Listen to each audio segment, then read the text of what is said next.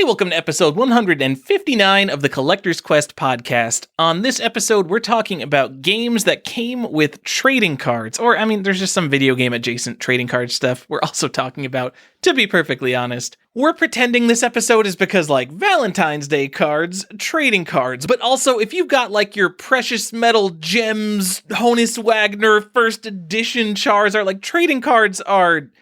I don't even know what's going on in trading cards. So, I don't know, we're going to talk about video games with trading cards. So, give us 5 stars on iTunes. Tell your mom about the show. Go to collectorsquest.com. We don't have a website. Go to patreon.com/collectorsquest and give us money. And let's go.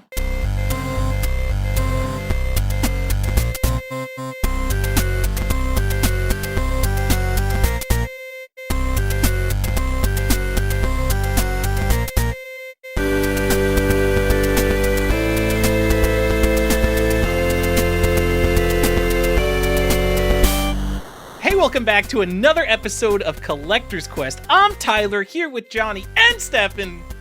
What's going on, guys? This gets more animated every time he does it. I'm into it. I'm going to date this show. Right now, GameStop stock is $350, or it dropped down to like $250 after hours. Now you know exactly what day we're recording on. Okay, wait a minute. Tyler, have you actually been following that? Could you like legitimately give me like a top line as to what the is going on with GameStop stock? I sure can't, because I don't understand what a short squeeze is, Stefan, but... Johnny, you're a finance guy. What's up? No, I have not read up enough about this yet to... There's a couple of good videos I have saved, and I wanted to watch them. I just did not have time to watch them today. But it would have been, good to know before we mentioned it. But yeah, GameStop... We'll see. We'll see if this pans out. Everyone is probably way more informed about this than we are. Also, by the time the show is up, it will have already crashed down to zero. And GameStop will have already gone bankrupt. There'll probably already be like a Hulu exclusive documentary about it because it's like the craziest like short squeeze nonsense to ever happen in the stock market. It's the dumbest thing. Yeah, they're calling what were they calling it? Meme stocks. That a new trend. Meme stocks. We'll see. Even. Yeah. Well, did you see Elon Musk tweeted about it? He said game stonks. That was yes, and that doubled the price like the next day. Yep.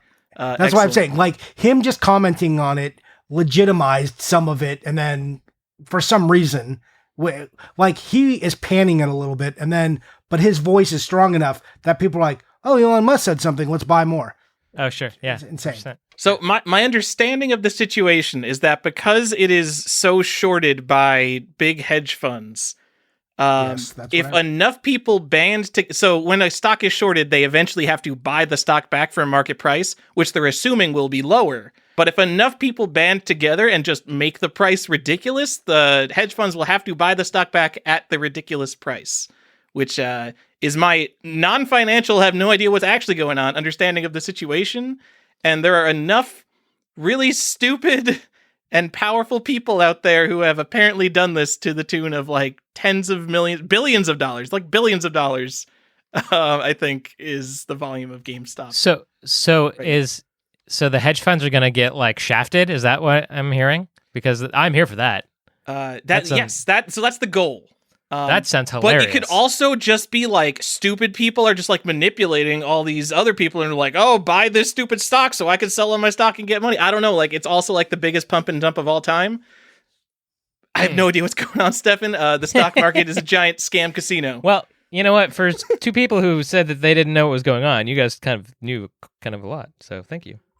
Yeah, but all that information is a little sketchy. Neither of us are super confident that we've got that front page of Reddit kind of level. You know what? If I don't know what's going on, I'm not even sure the SEC knows what's going on. So maybe don't cut me some credit. I don't know if anyone knows what's going on entirely. Yeah, I mean, but there's some technicalities. I'm sure we're just perusing through that. Someone who is actually involved in this world can have better comments. So at us and let us know if this is still relevant by the time this episode comes out. Or hey, talk about it in Discord. Yes, if you are a Patreon, please let us know. Let us know that you're a Patreon. Yeah, let us know you're a patron. I think it's a patron of the Patreon. It says when I look at the menu, it says interact with your patrons, like with an A. All right, I have no idea then. You're right. I don't have a menu. Anyways, let's get some stuff out. First, Stefan, welcome back, because we didn't do that. Thank you for deciding to join us again. That was nice after your little I don't know, foray into not being with us. What were you doing? Really just spending time with my girlfriend. But gross. I see. Yeah. Okay, so that's kind of bull. Real quick, her and I are both single parents. She also is in the veterinary field in like the back house. She works in the ER, so like all trauma all the time, and she has a crazy schedule. She starts her day at 4 a.m, etc., etc. So there's precious little time that we get to spend with each other. So when usually it's either like Saturday evening or something like that. But then also there'll be like these random times where she'll be like, hey, something happened, or I got cut loose earlier, or whatever. We were unusually slow at the hospital. And then she'll be like, you should come over. We can spend time together right now. And I usually try to accommodate for that, since then it bumps our average of seeing each other from once a week to twice a week. Whoa. So, ooh. Yeah. All right. So time with a lady friend is more important than time with Tyler and I? Yes. Oh, damn. Okay. I was just making sure. But you may have heard this. I don't know, because you were away. But we have a Patreon now. People have decided to pitch in and help for the show. So now, like, you got to step up your game. That's all I'm saying. Okay. I mean, I'm in the Discord. I'm talking to people. Are you? Yeah. I've said a couple things. Step up, Stefan. I seriously feel pressure to put out a show as weekly as possible now. Like, we got pretty slacky last year, and now I'm feeling the pressure, Johnny. Okay, well, that's cool, but let's not make people crazy. Johnny's like, I don't want to commit. Tyler, what are you saying? Yeah, whoa, Tyler. I'm good with like our, every other week-ish, 3 a month schedule, which is what I would like to get out. If we were doing shorter episodes, gentlemen, I would be okay with the weekly. But I think people know what the show is, and I think it, most of them like what it is. If you are a patron and you want to give us some feedback, please do on the Discord. And if not, then please let us add us. But just for people who don't know or haven't joined yet, or you may never join, but if you want to join, one of the benefits are that we talk more often in there. At least I do. It's easier for me to chat in there than in Instagram messages. I check that more often. You will have more access to us. Depending on your level, you'll get some other minor benefits. No one's getting there's not like big benefits in between the tiers. It's not like, I'm sending you a teacup or a mug, which I feel like every Patreon wants to offer me if I subscribe. I don't need another mug in my house. I'm not doing that to you. That's not what we are. You know what the show is. If you want to, give to us, I thank you so much. Really appreciate it. We've done the show for a long time, and we're so happy you're here with us. But I would love it if you came over to the Discord to chat with us. That's I like Discord a lot. So shout out to our newest patron of Darkwater, SNK2D Forever. He's actually not the newest patron of Darkwater. The newest patron of Darkwater is Jasonic the Kid. Oh. So, hey, Jason, thanks for joining us. Anyways, I don't want to disparage people and tell them not to join and then or feel like too much pressure for people to join. I don't know what the right level, how to walk that tightrope, because I don't want to force people who don't have money to put in. We're still going to put out the show. It's still for you. We're not going to do you're not missing what the show was. You will get exactly that. You aren't going we're to literally changing nothing. Absolutely nothing is different. There will be extra stuff we will do now that we have patrons, like stuff we kind of talked about after hours recordings, things we've kind of demonstrated that we could do. We will do a little more of that, and people will get those benefits. But I think the biggest benefit really is just being on the Discord and being able to chat with us there. And as we get more comfortable and more people in there, the discussions will get better, and we will start to do, hopefully, hey, we're going to turn on our pre-show stuff live. It's not going to be recorded, but if you are on and want to hear it, we'll announce when we're going to record, and then you can jump in and maybe hear some of that. Maybe we'll do some live stuff. And if you're in our Discord, we can turn that on so you can hear as we do it live. That's the kind of stuff that's going to happen if you're a part of. By the way, that sounds really fun. Yeah, so that's what the Patreon will be about. If you just want to be a listener of the show and you don't want to commit anyway, and I'm not faulting you, it's like I said, I'm not pressuring you. You'll get what you were getting. So don't worry about all these other people who have paid in.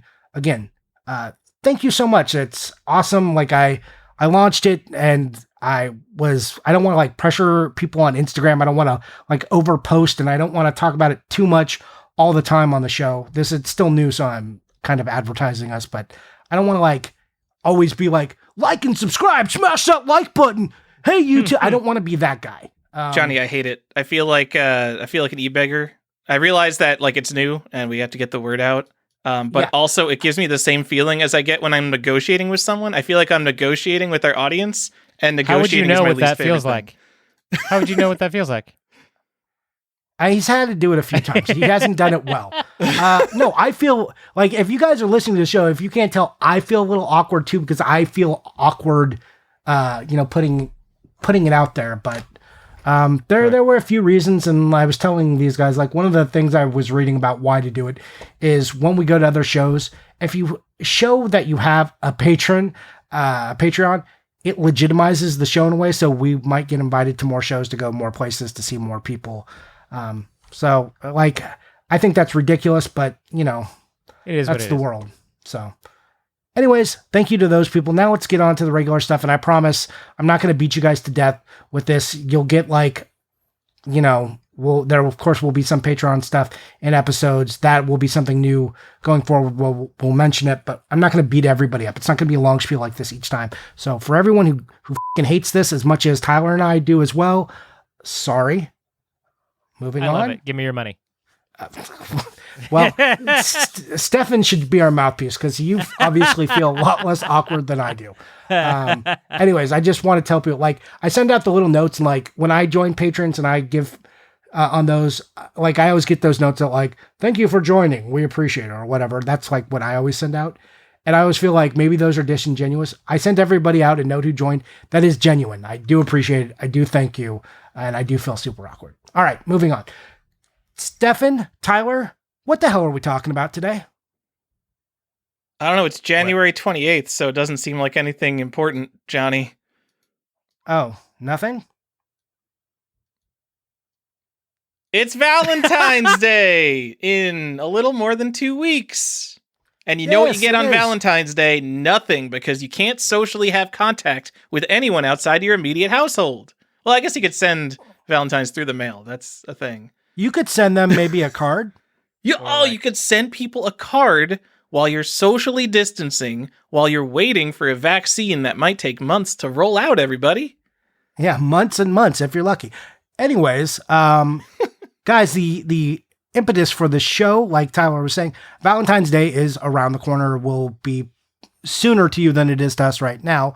And it took me back to, where I first learned what depression was. And that was sitting in elementary school and feeling that anxiety of like when Valentines are being passed around, are you going to get one and not? And the person you hope will give you one doesn't. And then that sadness comes into your soul and then stays there forever and eats away at you. That thing is all because of little cards. So in honor of that moment, I want to talk about games and that came with cards and some other card related collectibles for, video games. Card related collectibles. Johnny, I busted my ass to find interesting cards, and you're telling me card related collectibles was an option? No, I'm doing that more for Stefan because he's going to talk about Nintendo Power Cards. So, spoiler. Well, but because those don't specifically come with a game, and you've got some ancillary stuff. But I think Nintendo Power Cards are important enough because they're one of the earliest instances of cards, and video games trying to tie themselves together. But we'll talk more about that in a second. So first off, let's talk about what we're not talking about. We're not talking about like limited run stuff where they just give you a card like on the side of the game. Johnny ruined my joke I was going to make later. Oh, I'm sorry. I'm sorry. Here, I'll stop talking. No, Go ahead. I was just going to say, my first game is every limited run game because they all come with a trading card now. Yeah, no, those are garbage. I hate that. You know what I hate about that phenomena, and you guys can chip in. I'm already collecting something. I don't need you to try and get me to collect another thing. That's like... Also for people who like want the complete thing, like I'm sure there's some obsessive crazy people like similar to us who like say like, oh well, like I need that card in order for it to be like a complete thing, but like they don't package them together. They're just sort of loose in the box, and like half the time they're like bent to shit because they again just throw them in the box. So yeah, like I don't like same thing. Similarly to what I didn't like about the Dungeons and Dragons release and the Walking Dead release that just ancillary bullshit. It's just like this extra thing that's like not like tied to the game at all. Like it would bother. I guess my point is that it would bother me much less if they package those cards in with the game, and I don't see why they wouldn't. Yeah, well, probably because they don't control the packing of that. Like the packing, like the cellophaning of it probably happens elsewhere. And then they like probably just buy the cards from the same bulk producer and then they just like throw it in the box. It's like sitting in the shipping room and they're just like pushing the two things together. And I think you get more or different trading cards depending on what you buy from them. No, that's true. Yeah, like they have their own book. They have their own scam. I hate that. Like, that's the other thing. Like, when they sell, like, pins, like the new Mario pins and stuff, put those with the game or put it inside. Like, the Mario coin they tried to get you to buy at Best Buy recently. I don't want that shit. If you put it in the game, awesome. It's part of the game. It's collectible. And for all of you collectors, let me release you. You don't need it. It doesn't make the game complete. Well, it's obviously, fine. Look, those Nintendo pins were such a ridiculous thing. I did all their, I mean, it took me like 20 minutes, but I did like all their little, like, go to our website and check out this stupid section of the website. And then like the last thing is just buy the game and we'll give you the pins, which was like really how you're getting the pins. You were buying the game. And then the pins were gone like immediately. Like the website went up and the pins are just gone. It's like, well, yeah. And didn't it come out like a day early? They said like it will release on this day. And then it didn't, like it came out early or something. That whole thing was a nightmare. And now there's like the new pins. I wouldn't have cared. Yeah, there's another set of these pins coming out. It's like, I'm not jumping through a hoop for a set of pins I'm not going to get now, Nintendo. Come on. Like, if you either packaged it with the game, I'd be happy that I got it, but don't dangle this out in front of me and then like, oh, it's a super rare collectible. We only made, a few thousand of them. I guess it makes me feel bad, but I don't know. It like, I also, at the same time, like, I don't care because I know that not everyone could get one, but also there's so many of them that they're never going to be rare. So it's just kind of this thing that's floating out in ether that I can just never care about. Yeah. It's like, I also don't like when they do this with steelbooks, like, hey, spend some extra money and you'll get a steelbook after. Like, I don't mind pre-order stuff. And I think we'll talk about that. We'll have a whole pre-order episode one day, but just could you just package it with the game? Just make a package for the stuff. Stop dicking me around. Also, I do hate, like I was saying, I hate extra collectibles. I don't want to be a pin collector. I don't want to be a card collector. I don't want to be a coin collector. Okay. I collect games. Please stop. Like, what about the limited run games newsletter? Because those are all numbered. You have to have them all if you really have a full set, Johnny. Oh, I put those in the trash where they belong. I threw one away the other day, and one, no one liked the guy who writes it, and two, they're actually like homages to Nintendo Power, and I still threw it away. Ooh. Yeah. I was very proud of myself. Yeah, these fucking guys, I dislike so many things that limited run games does, but I also I am conflicted because I don't like, they make games I like, so I'm going to buy some of them. I'm not saying like, and I'm not telling our audience, like, never buy them. I worry, though, like, when you think about what the print runs of some of these games actually are, like, are these actually going to be rare in the future? Like, what does that future actually look like in 20 years? Are all these limited run, like, original Vita games going to be impossible to find? And is anyone ever going to care? Like, I don't know what that world looks like in 10 years.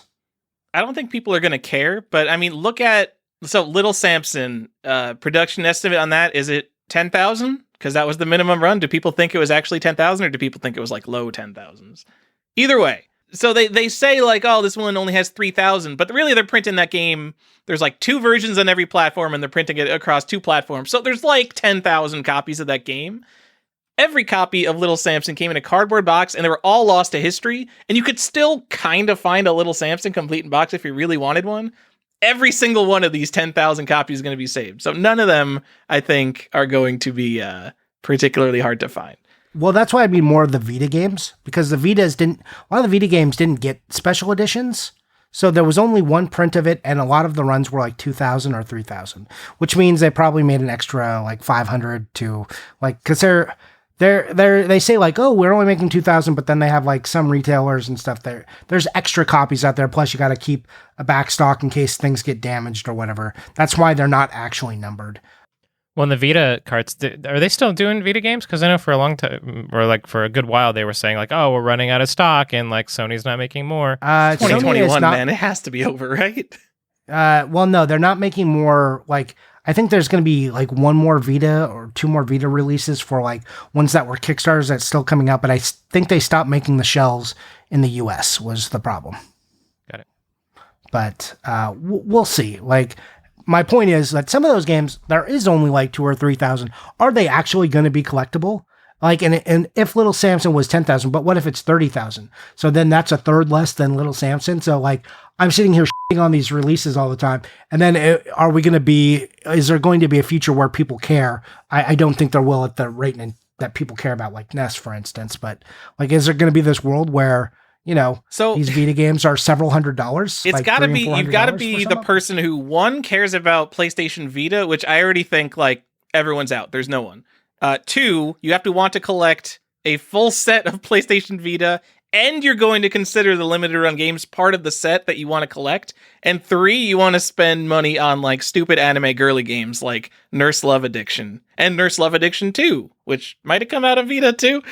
Nurse Love Special Edition, though. That one's one that came with a special edition. I can show you guys a picture of it later. And at the same time, like, how many games? Do you have any concept of how many Vita games they put out? Like, let's say dozens, probably. So none of them individually are special, besides like maybe 1 or 2 are like the hit games that they got. But like none of them individually are going to be like $1,000. These are the gotta have it's. It's going to be like, oh, I have to get fucking all of these. So I'm not willing to spend a ton of money on any particular one of them. And that's going to dilute kind of all the bulk limited run game stuff. I think that is going to dilute it. The fact that none alone are special, because if everything's rare, nothing matters. If everything is rare, nothing is. Thank you for quoting The Incredibles almost. A movie I haven't seen in 17 years, Johnny? I don't know what you're quoting there. Oh, well. If everyone's a hero, no one's a hero. If everybody's super, then no one is. It's Syndrome. It's because, Again, you never cease to be both the oldest and the youngest person in the room. I do not know what Syndrome said. Steph knew what I was talking about. I knew exactly what you're talking about. Also, Syndrome is awesome. Like, though, what a good villain he was. Like, The Incredibles is so good. Oh, Brody, right? I don't remember. It is. I don't even remember that Syndrome was a villain. I don't remember The Incredibles. You don't remember? I'm sorry. Yeah, it was Jason Lee. Famous for Mallrats, Chasing Amy, My Name Is Earl. That also professional skateboarder. Like that was where he doesn't remember it because of Alzheimer's. That's true. Is that what it is? It could either be Alzheimer's or he's not finished growing up and his brain isn't fully developed. I was only 6 when The Incredibles came out, and now that I'm 74, I just can't remember it. You're like Benjamin Buttoning both ways. I don't understand that can... Both ways. It's the craziest thing. Yeah, we should make there should be some kind of like diagnosis. We should make the sequel, and that's what it'll be called: Benjamin Button Both Ways. Yeah. Excellent. All right. So now that we kind of did our tangent-y talk, I like to call it the episode before the episode. Shall we get into trading cards? Sure. Let's go, Johnny. All right. I have a lap full of them. Ooh, do you? Do you want to go first then? Yeah, if you want. Sure. Sure, go for it. Sure. So first thing I'm going to talk about, again, Johnny had alluded to it. I'm not, my first pick is not cards that came with games or games that came with cards, but we're talking about the Super Power Club cards from Nintendo Power Magazine. If anyone has been listening to the show for more than a hot minute, you'll know that Nintendo Power Magazine is a big passion of mine. And in the back of issues 41 through 67 of Nintendo Power, they had, you flip to the back and they have 6 perforated, quote-unquote randomized trading cards. They weren't terribly random. Basically, like every block of, there were so many blocks of 6 that were going to be the same block of 6. So they weren't truly randomized, but random enough for children. And so there were 172 cards in that original set. And again, you just... That is way more than I would have guessed. Wow. Yeah, you just fold them back and forth and pop them out of the magazine. I say 172. The official number is 170. However, if you do want the complete set, then cards 132 and 136 both have variants. So 132 is the Monster Max card, and that's actually, the card art is completely different. It's a different character on each of them. But both of them are labeled 132. So if you don't know that there's a variant, then that can get you in trouble. Same thing with card 136, which is the Jungle Book.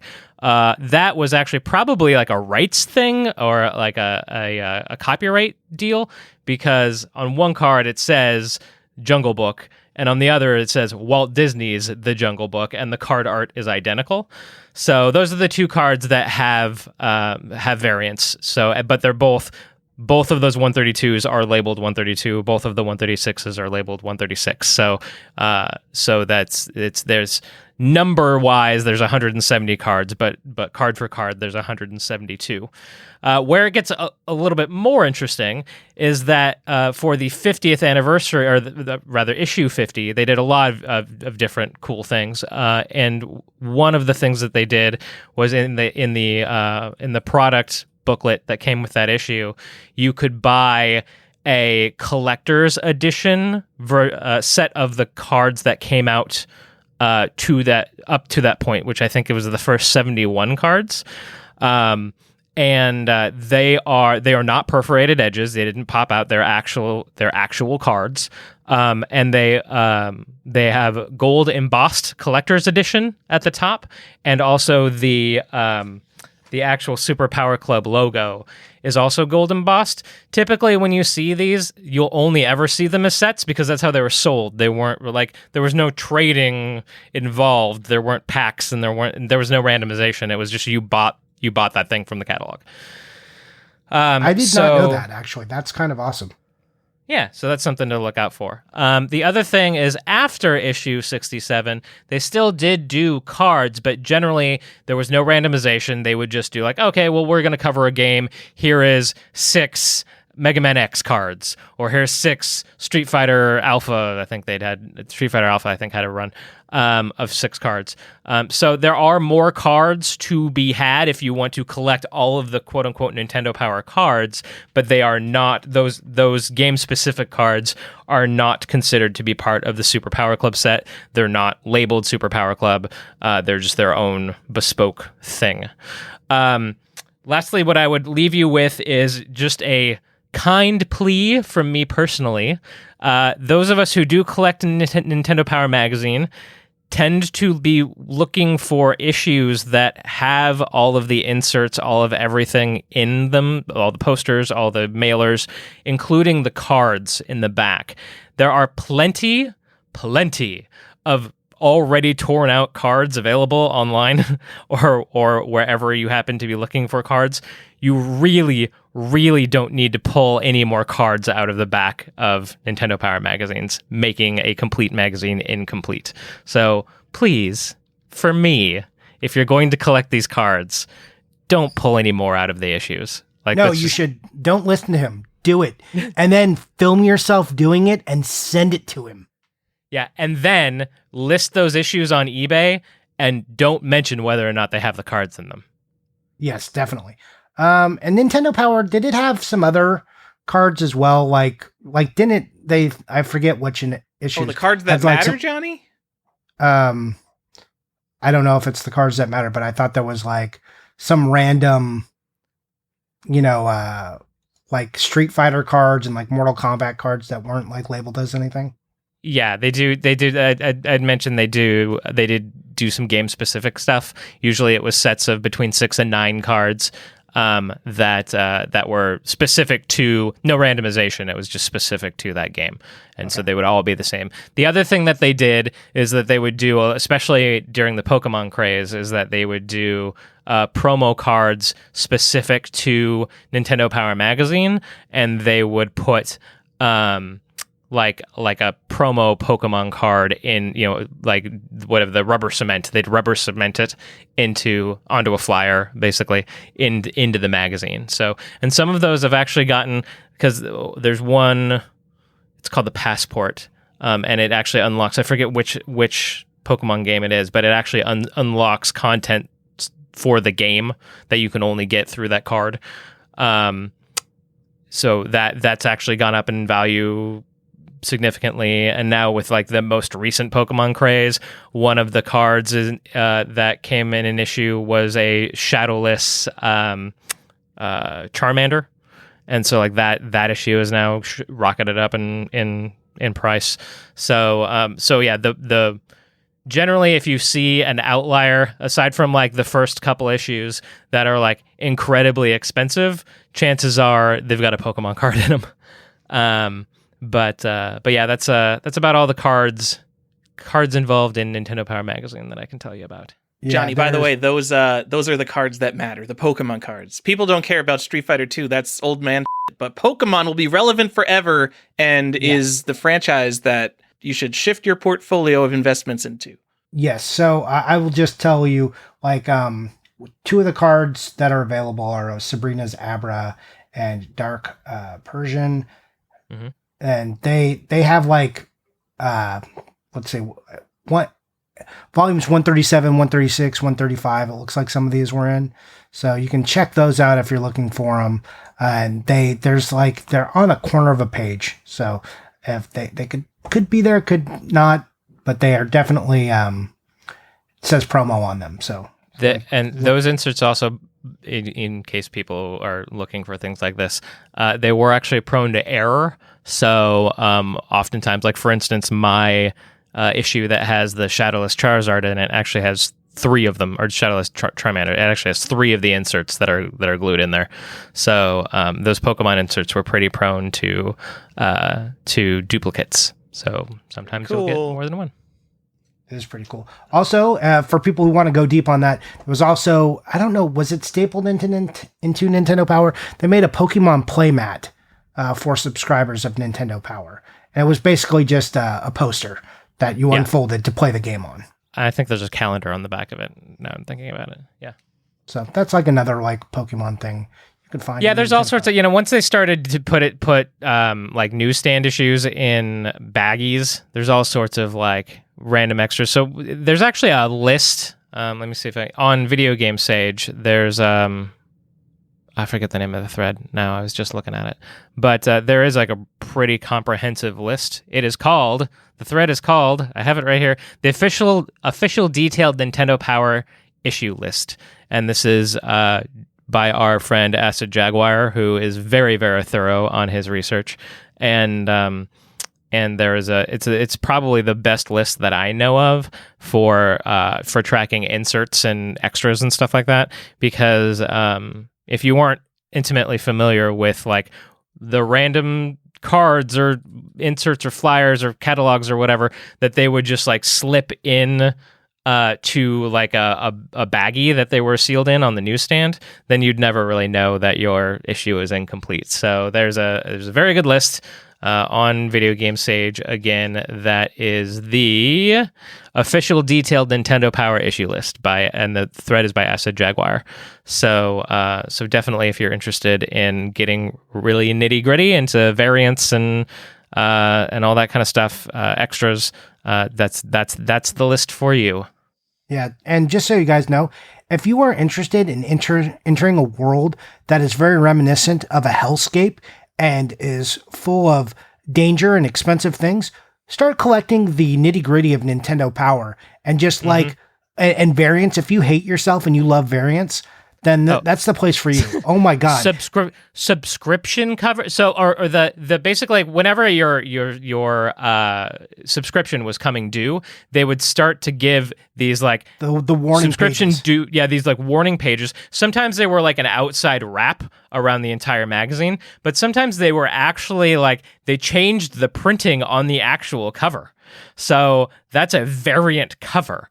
And so like depending on like when they started doing that, like there's so much unknown as to like that particular aspect of Nintendo Power collecting is like which covers got what kind of subscription reminders, et cetera, et cetera. It's as Johnny said, it is a maddening hellscape.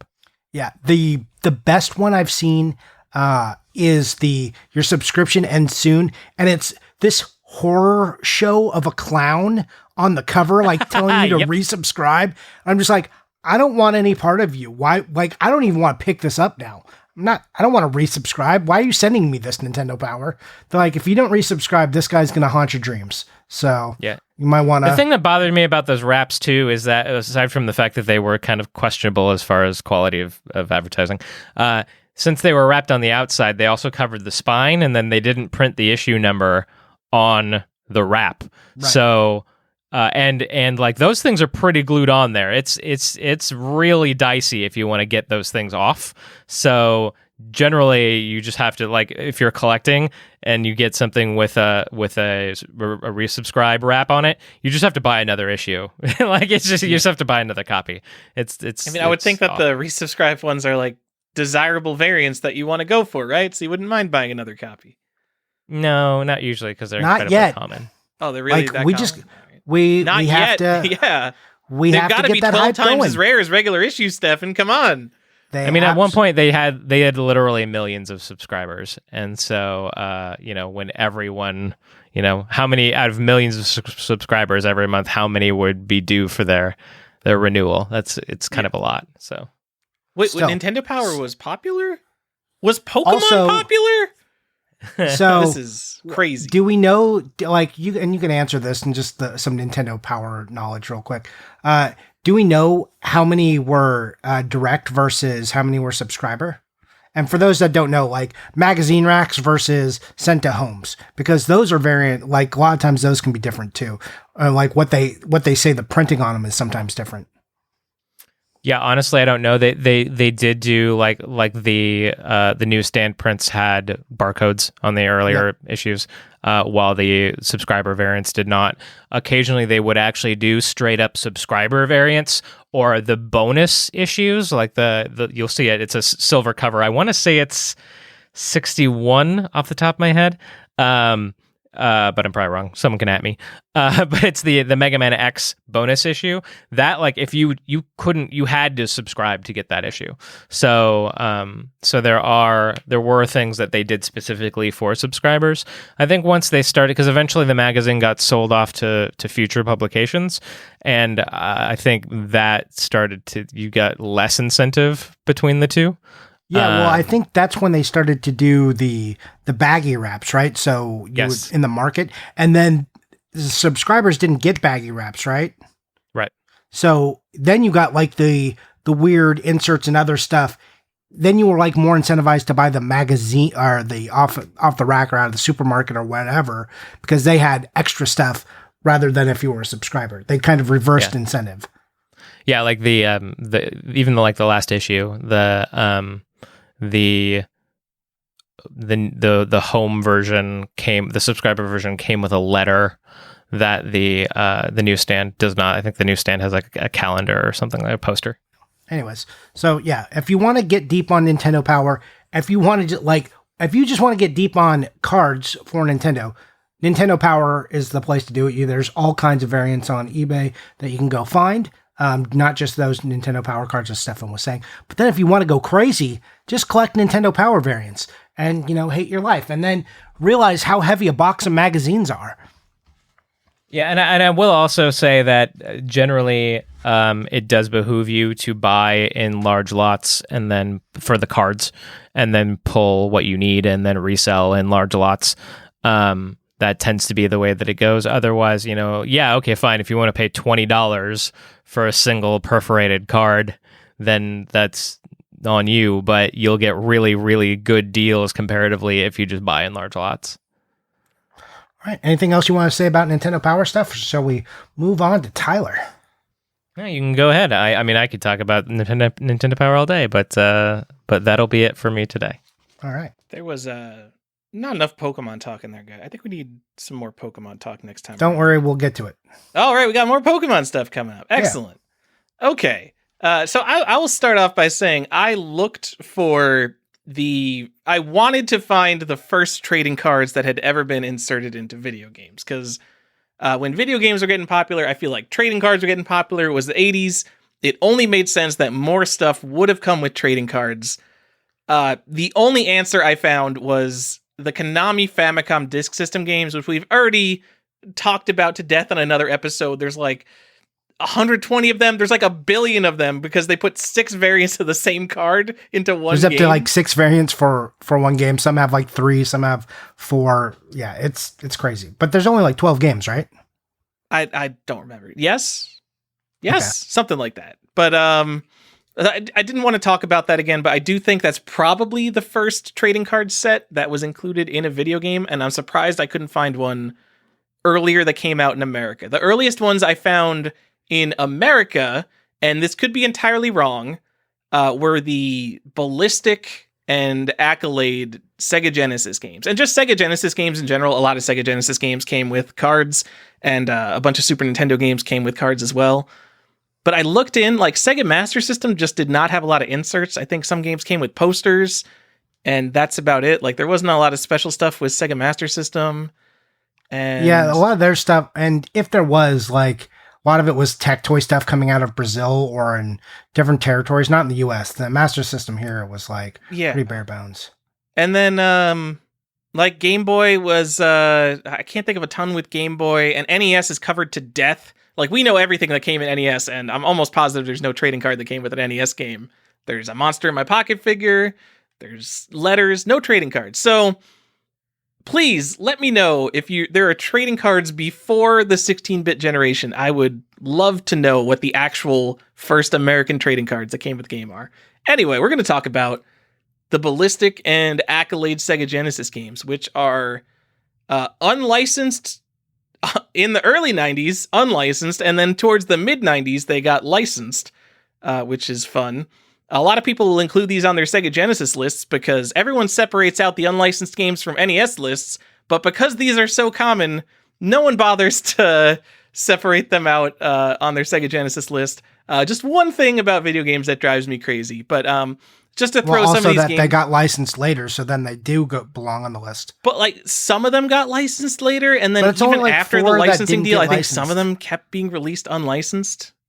And then some games clearly have like the unlicensed variant and the licensed variant. Just the whole look, I feel like they're a mess.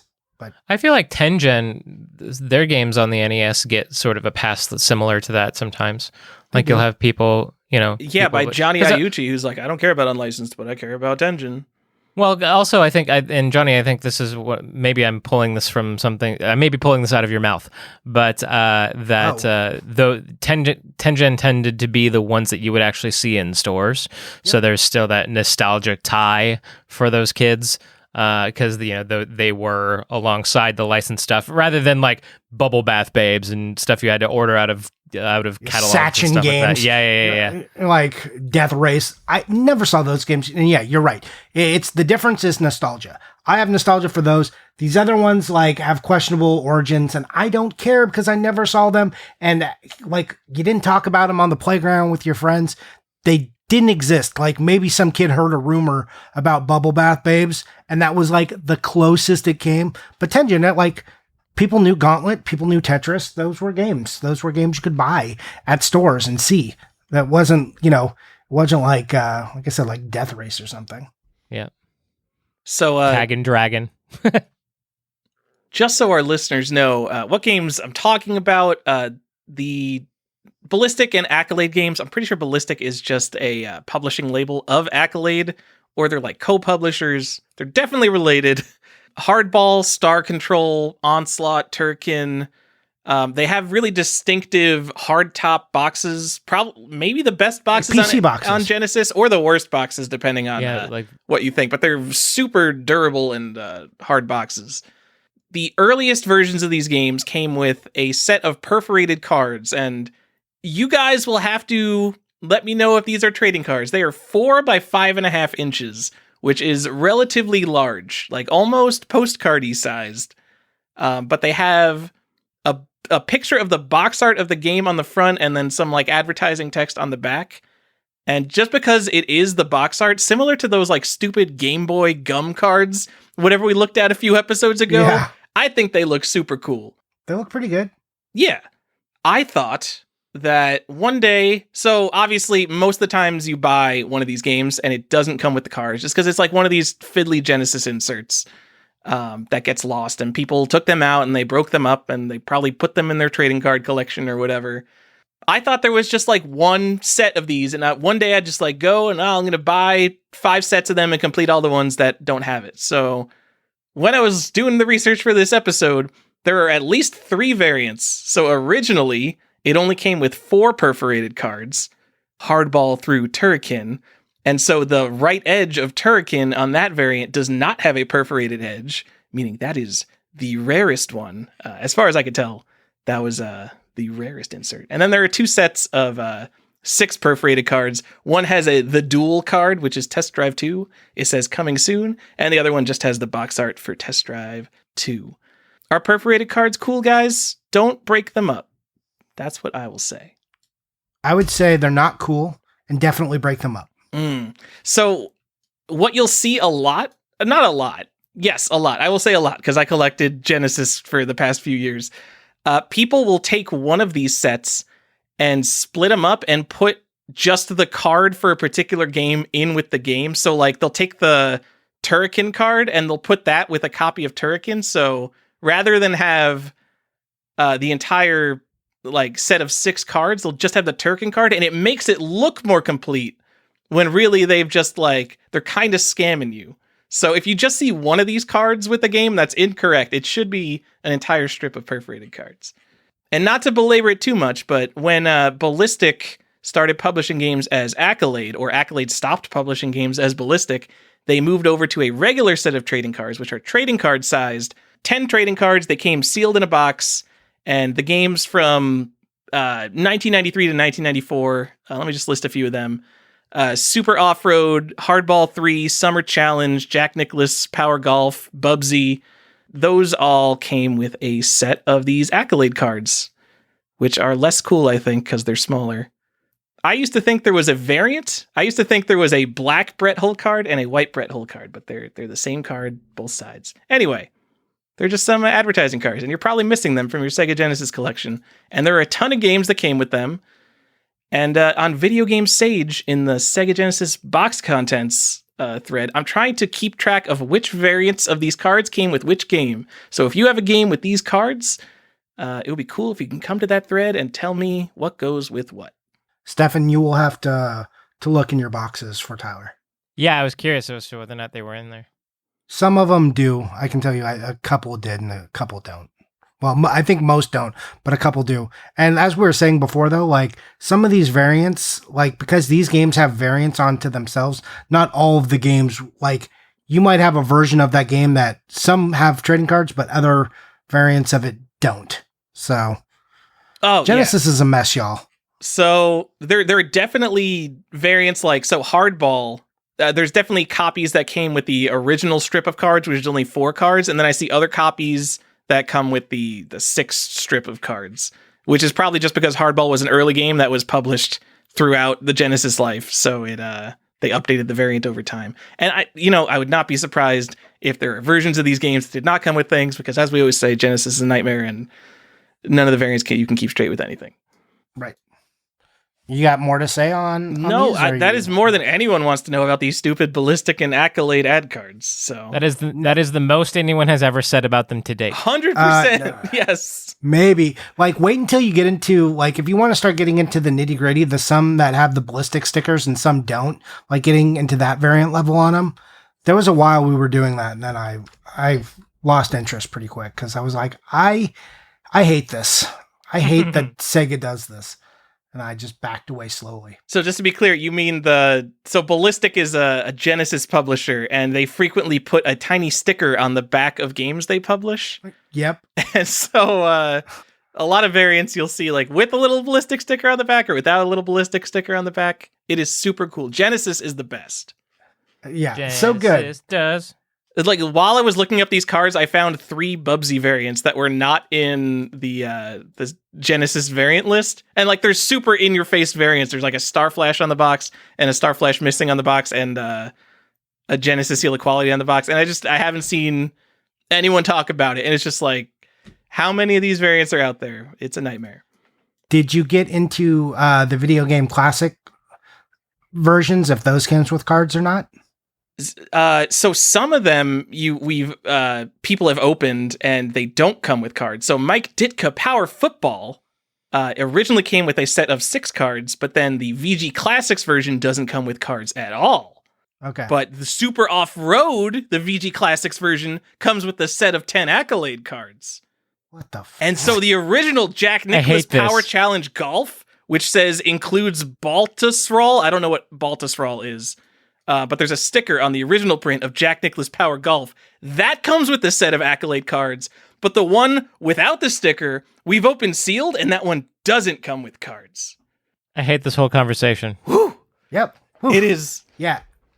Like, why do you, like, when I say that Genesis is a nightmare and things came to, like, people don't understand how deep I was in that for, like, 3 years of my life going through these things. Finding out more than I documented and just like spinning on it for a while, just being like, it's all going to be like this. It's all going to be like this everywhere I go in Genesis. And I did that for several years and then I stopped, and my sanity is better for it. Johnny, I've got some great news for you.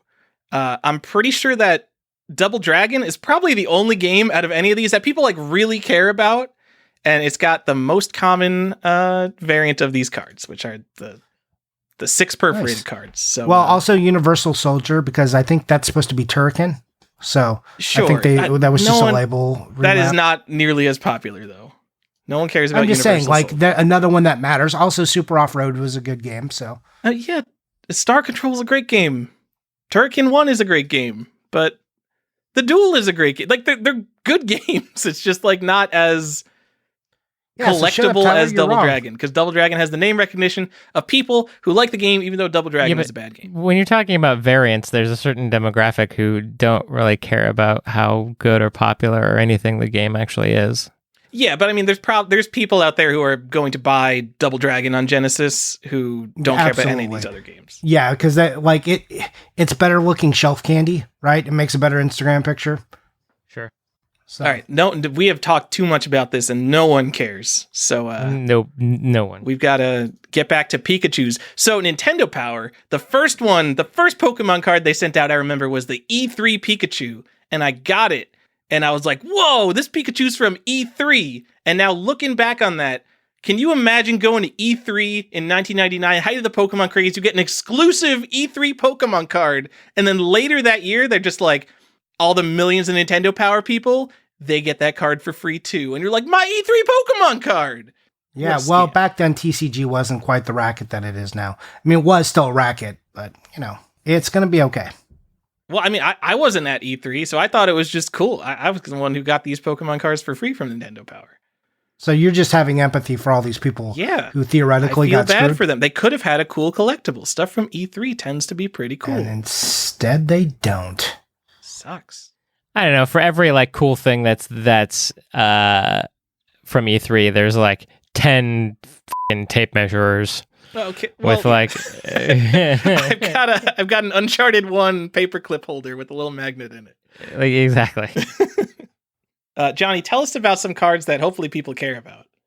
I'm going to just tell you about one. I didn't need to do a whole set like you guys. And I'm just going to talk about the game that probably the collectors are going to want, especially with the craze of Pokemon that is Pokemon TCG for Game Boy Color. That's the one everyone wants, right? Go on. I want to just tell you guys that the card it comes with is Meowth, right? So it says promo on it. it is like a $7 or $8 card. But if you don't have this card in your complete box, right, and you're going to go to eBay and you want to buy one with the card, it's going to cost like $60 more. But you can just buy this card, guys. That's what I really wanted to do this episode. I just wanted to tell you, it's got a Black Star Holo. It's Meowth. If you write Meowth, Black Star, TCG player, and Google it, it'll send you a link to where you can buy it. You can also put that into eBay, where you can get them for like $8 to $10. In the cellophane, you might pay $25 to $30 if you still want the cellophane. But if you just want one of the cards to make sure your box is complete, you can get these between $5 and $8. There's some damaged ones if you don't care about that. Go to TCG Player and find it.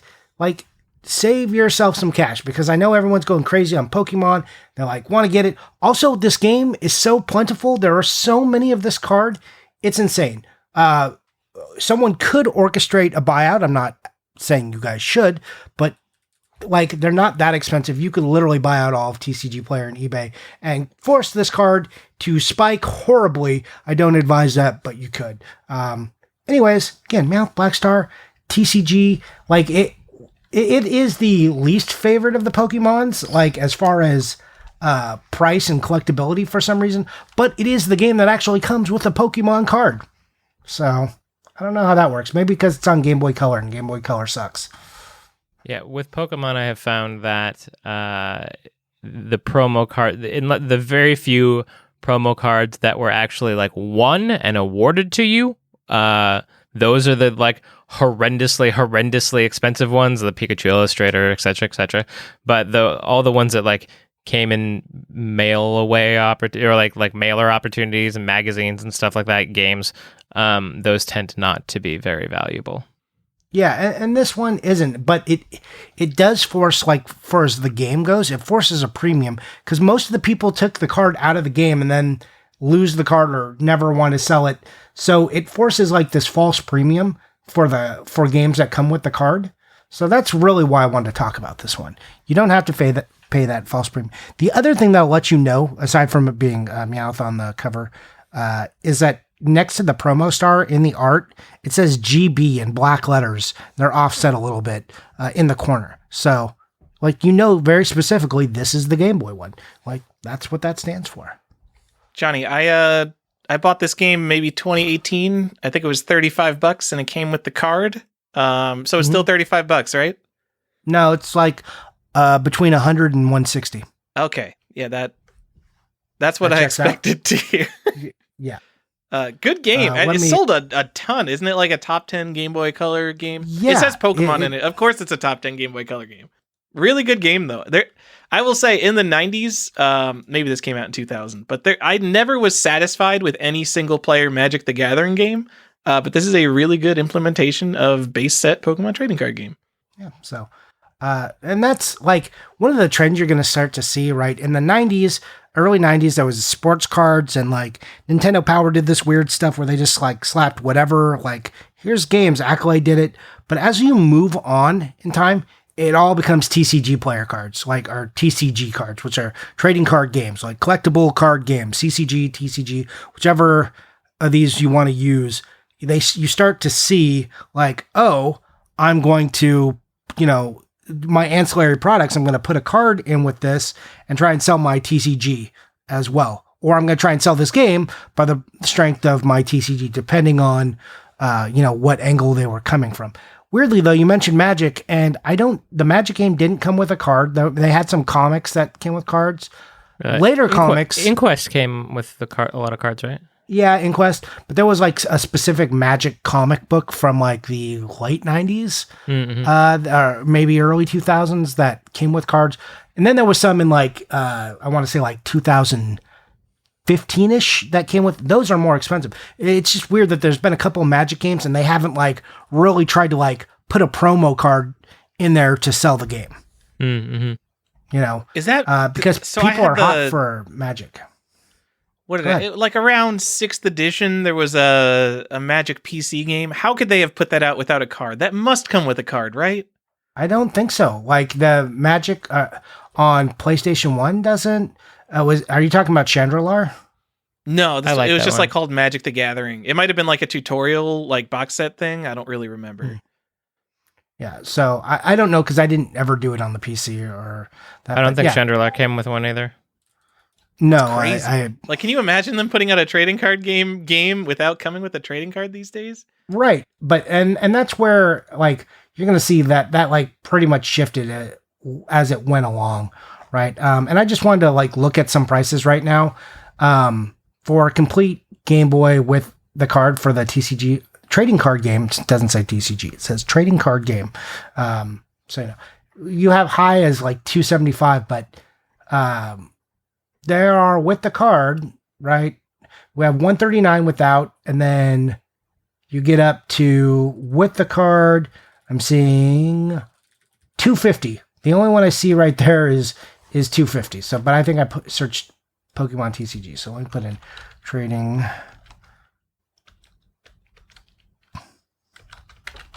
All right, let's see what we got here. Yeah, without it, $250. So here's one with a box. Yeah, that sold for $90 without the card. And then one, let's see, last one that sold with the stupid card. $150 is sold in December.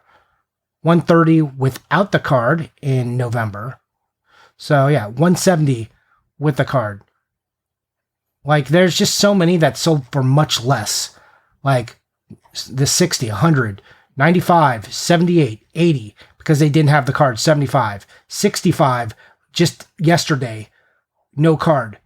But the ones with the card were over 100. So that's what I'm saying. Like, do yourself a favor if you're going to buy this game, or if you have this game and you're stressing out about the card. If you're a Tyler and you're like, I got to get this stupid card, go to TCG Player or go to eBay. You can buy the card by itself. Don't buy it. It is bad value to try and even buying it complete. Like, save yourself some money, buy a boxed version without it, and then go get the card secondarily. And so, just start putting them together and make that a business. Start selling them for $160 once you put them together. Yep. I don't know if it sells well. I feel like it definitely has completed sales, but it doesn't track the way other Pokemon games track. Johnny, before we move on, I have a bonus game. It is the Magic the Gathering 1997 PC game. And I remember why it doesn't come with a card. It's because it comes with an oversized card.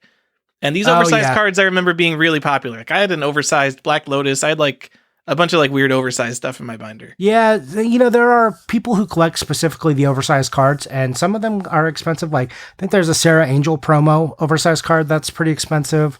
So, it does depend. But you would like the oversized cards are just like advertising. They were called box toppers during the day.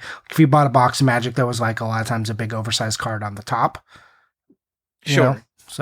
So there's a complete copy on eBay for $50 with the oversized card. Johnny, what do you think the oversized card is for 1997? What's a classic card that you would immortalize forever in like a giant book-sized card? Well, I would say Sarah Angel. But let's go. What's the demon? I forget the demon. Jusm Jin? Nah, not Jusm Jin. Lord of the Pit? Ooh, Lord of the Pit would be a good one. How about Aswan Jaguar? Oh, cool.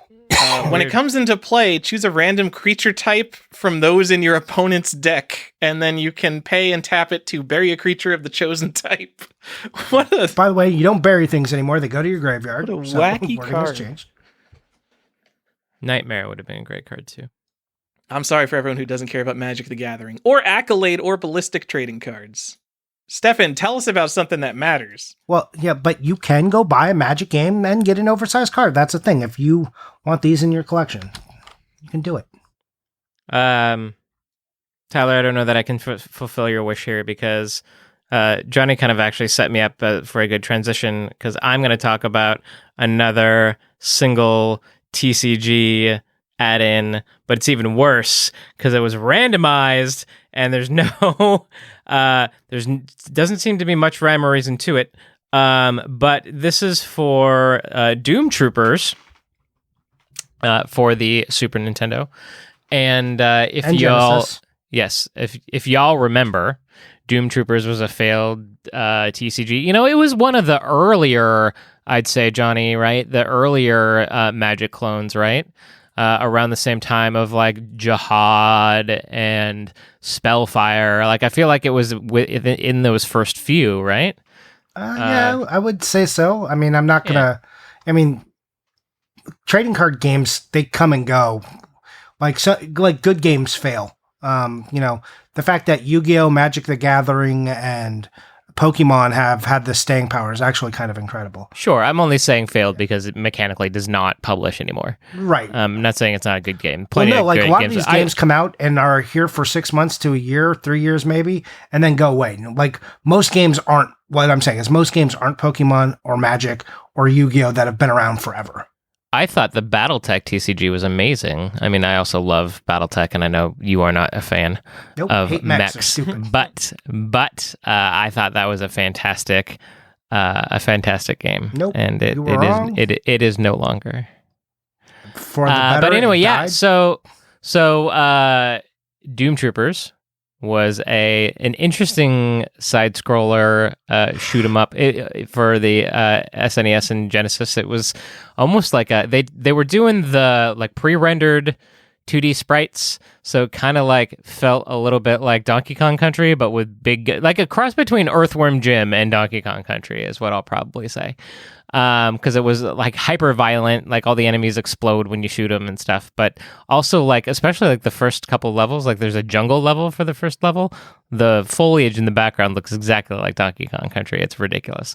But anyway, yeah. So for that game, they seem to, and at me if you know to information to the contrary, I just simply couldn't find information to support or not my argument here that the pack-in seems to have just been a single randomized Doom Trooper card.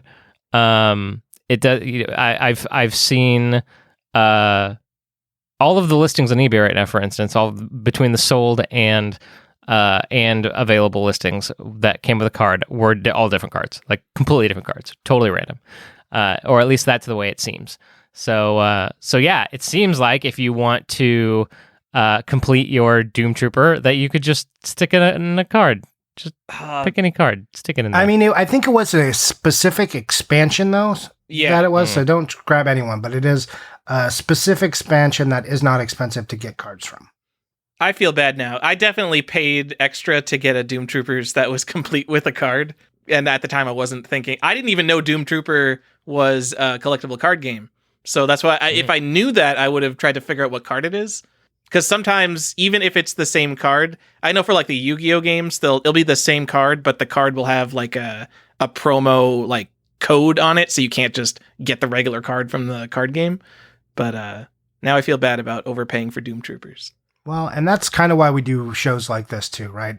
One, because these are like, if you are going into the weeds and collecting and you like want to branch off, like, oh, here's some cool collectible ideas for you, but also, some information to stop you from having this moment. And Tyler, don't feel bad, because a lot of people did that. I think I even did that on my first one. So, and then I learned later. So it happens. Doom now Trooper, it doesn't have to. It's got 6 expansions. So that's at least like a couple of years of a collectible card game. That's for a card game I've never heard of. That means it did okay. I was like in card shops like while this was happening, and I've never even heard of this. Because like, who are you going to play Doom Trooper with? It's probably, if you played this, you had to get together on Tuesday nights with the other 3 kids in town who played Doom Trooper. But like, I feel like this was one of the earlier knockoffs, not knockoffs, but the earlier successors of Magic the Gathering. So I feel like all of them did okay. Like Spellfire, not a good game. But it was within the first 1 or 2 or 3 follow-ups to Magic as far as other competing TCGs, and it did okay. So I think it was in this like sweet spot of just like TCGs were so new and everyone was trying to get that Magic money that I think they all did okay. It is entirely possible. I don't know. I don't know enough about what happened there. Do you know why Flesh and Blood is so popular? Is it just because collectibles in general are crazy and that's what happened to be on the market at the time? Well, one, collectible card games exploded, and then two, they, said they basically are making like a reserved list and alpha and beta prints and things that like will go away, kind of emulating what Magic does. Also, people say it's a good game. I've got a friend who's like said, all right, I'm done with Magic. I'm playing Flesh and Blood now. So, and now he was like a hardcore Magic player. So, I hear it's fun, but it was funny because I just had a friend talking to me about this. I don't know what that looks like in 2 years, right? Like, because people got to get together and play in the tournament scene. There's lots of good games that don't make it. Look at the WoW card game. That came and it took the lunch money of the Versus system game and made that, which was a good game with a good tournament scene, and killed it because they wanted to make loot boxes in WoW. So Upper Deck, who was the publisher, they killed that game and made WoW, cashed out on that, and then that went away. And those were both like okay games. One was a good game, one was an okay game. Both of them died. There was a game called Anachronism, which, if you haven't heard, was actually my first podcast that I ever did. I did the Anachronism podcast, and that was a great game. It's one of my favorite games ever, and you can play it like a board game. That's how I keep it now. But that game won the best game of the year, got expansion of the year, and failed in like 2.5 years. For Illuminati, remember Illuminati, Johnny? That was hot for a minute. Yeah, that was hot for a second. And Illuminati has an RPG book. My friend loves that one. Good games fail all the time for a lot of reasons. It's easy to fail as a TCG. Stephanie, you know who's into Illuminati? Reserved Investments. They no, but that's the actual Illuminati. That's not. Who's also in the Illuminati? Tyler, yeah. Video game Illuminati. Tell us more. Oh, I am in the the secret shadow video game Illuminati. Yeah, I can't tell you anything about it, guys. Are you in it though? Am I? I don't know. I don't know if you can stay in it once you. VGL? I mean, you exposed I've them. exposed so I don't it, know. so now I'm out of it. They started just having meetings without me. Yeah, it's like talking about Fight Club. I mean, you can't. No, I think because he exposed them, like I don't think he was in them at first. I think when he tried to expose them, they brought him in the fold to give him the advantages and, the grandeur that comes with that. And then so he would shut up. They bought him in. Yeah, that happens. All right. I'm going to transition back to card games though. Tyler, do you have one for us? I'm sorry, Stefan, unless you have more to say about Doom Troopers. No, I'd never want to talk about Doom Troopers ever again in my life. Okay. Welcome to the episode where we just talk about a bunch of stuff we don't actually care about. No, I spent all of my caring. I spent all of my caring up front talking about Nintendo Power. No, Doom Troopers also like a pretty expensive game on the Genesis, just so you know. Comes with a poster, and the manual is sometimes tough to find, and it's a cardboard box. Only on Genesis, so a little more collectible there. So some things to know about Doom Troopers. Yeah, there you go. Tyler, what's yours? Speaking of Versus system, guys, the Marvel trading card game on PSP, DS, and PC. No, you're wrong. It's also on PSP. Is that literally your second game? I said PSP. No, this was literally, I've got a list of dumb joke transitions to make if a certain card game comes up, and this was my Versus system transition. Oh my God, that's literally one of my games. What? Johnny, would you like to talk about the Marvel trading card game? Yeah, now I'm just going to jump into you. I was just going to bring it up as a quickie. So the Versus system is a game that you can play. So it says Marvel Trading Card Game is the name of the game, and it came out on PC, the Nintendo DS, and the PSP. So the Nintendo DS in the US does not come with a card. The PC one does, and so does the DS version in other territories. Europe, PAL territories has it. I didn't check Japan.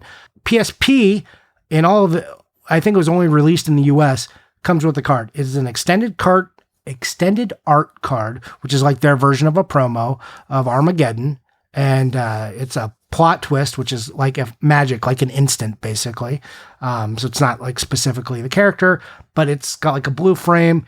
It's not that expensive. It's like a $20 game, You can get it with its card. And why would you care? Well, because it's got a bunch of pictures of Marvel characters. And as comic book people come into this world, that might be a thing. Also, collectible card games are like ridiculously priced right now. So maybe there's this weird convergence of all the things that could make this something you want to pick up.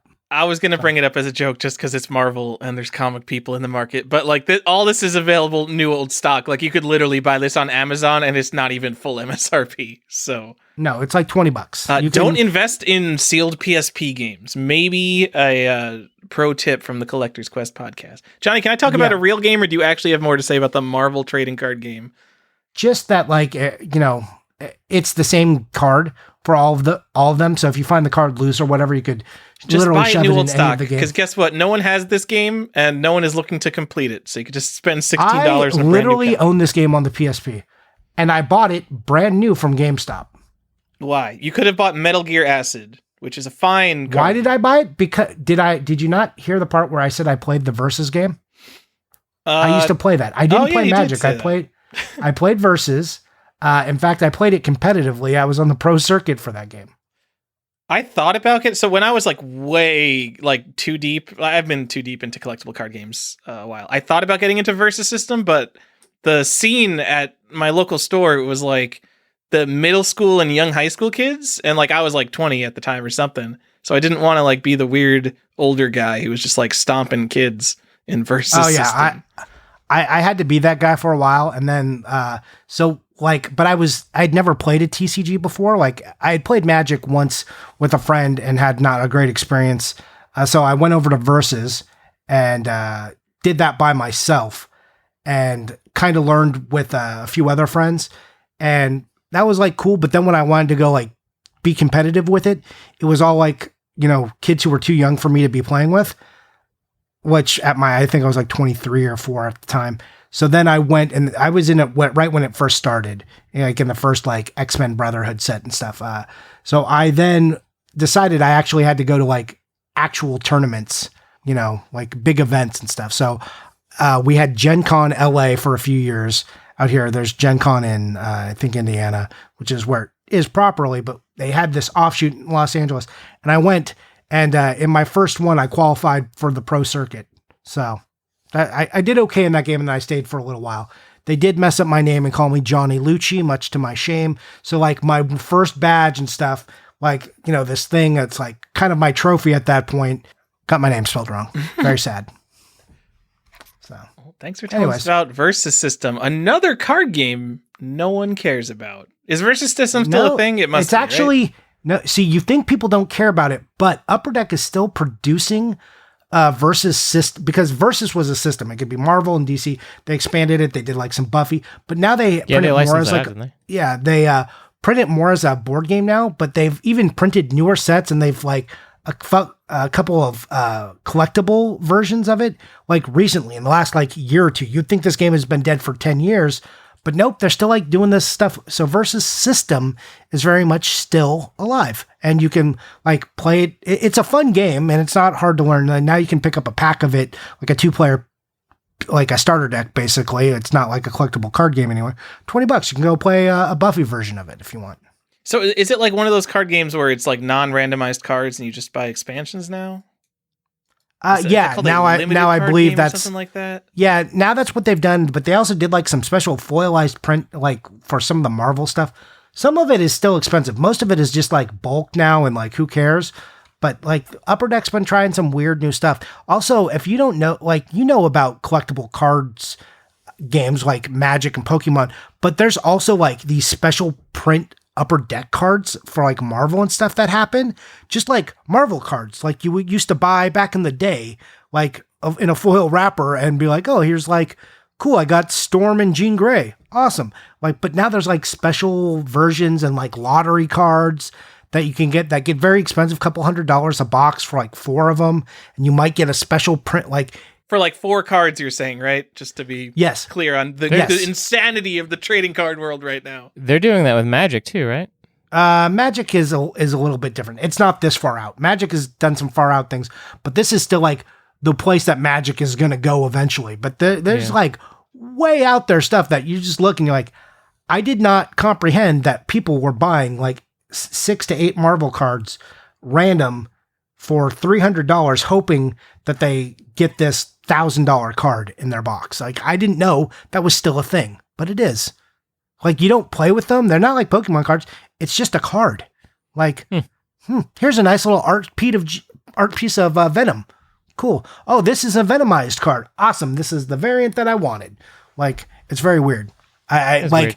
It's a collectible world that still exists out there, that, like, you think about all the, like, card properties that, you know, they used to sell packs of, Batman, everything else, like everything under the sun had a card, you know. You think, oh yeah, that's like cool, that's cute, that all died. But now there's like this super premium world where it still exists, which is contrary to the like walls of like dead old stock that you see from like old movie trading cards that still exist.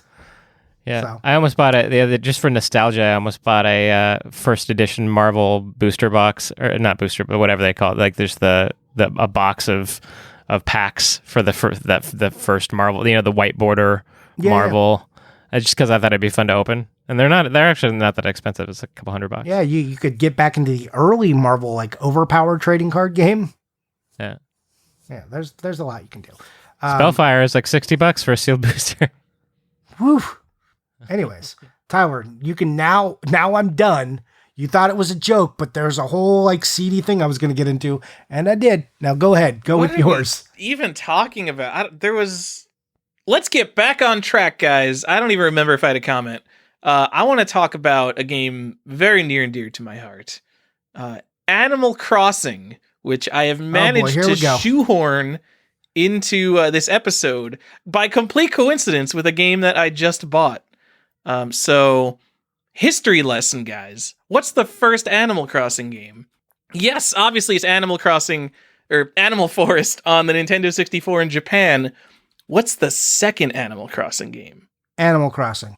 It's Animal Forest Plus on the GameCube in Japan, an updated port of the N64 game, which was then translated from Japanese to English and updated for the GameCube. So the GameCube version of Animal Crossing is the third Animal Crossing game. Technically, it's kind of a double update, but it's got like new holidays and new items.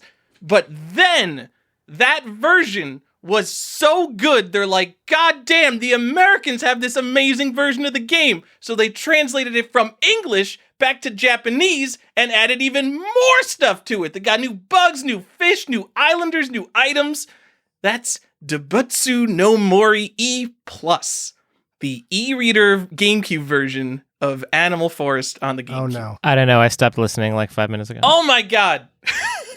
So Animal Forest, it was ported from N64 to GameCube, translated to English. It was so good in English, they translated it back to Japanese. That fourth version of Animal Crossing is the version I'm talking about, because it came with an e-reader, and I believe it came with 6 cards. I don't even know. I just want to talk about the Animal Crossing cards, because I was deep into this. So those original e-reader cards? There's a whole series of e-reader cards, yeah.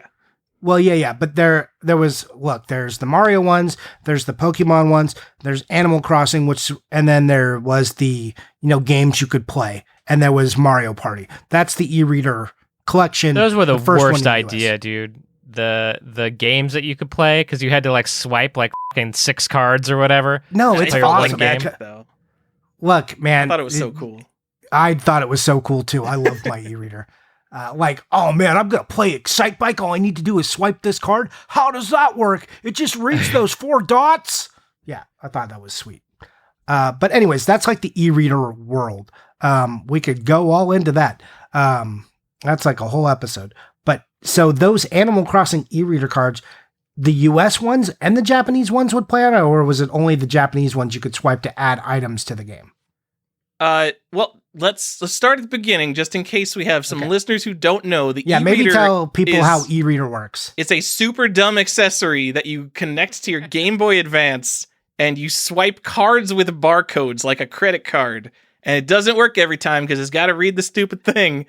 And then it did all kinds of things. It played NES games, certain cards. It played Game & Watch games, certain cards. There are Pokemon cards with e-reader strips in them. I don't even know what they did.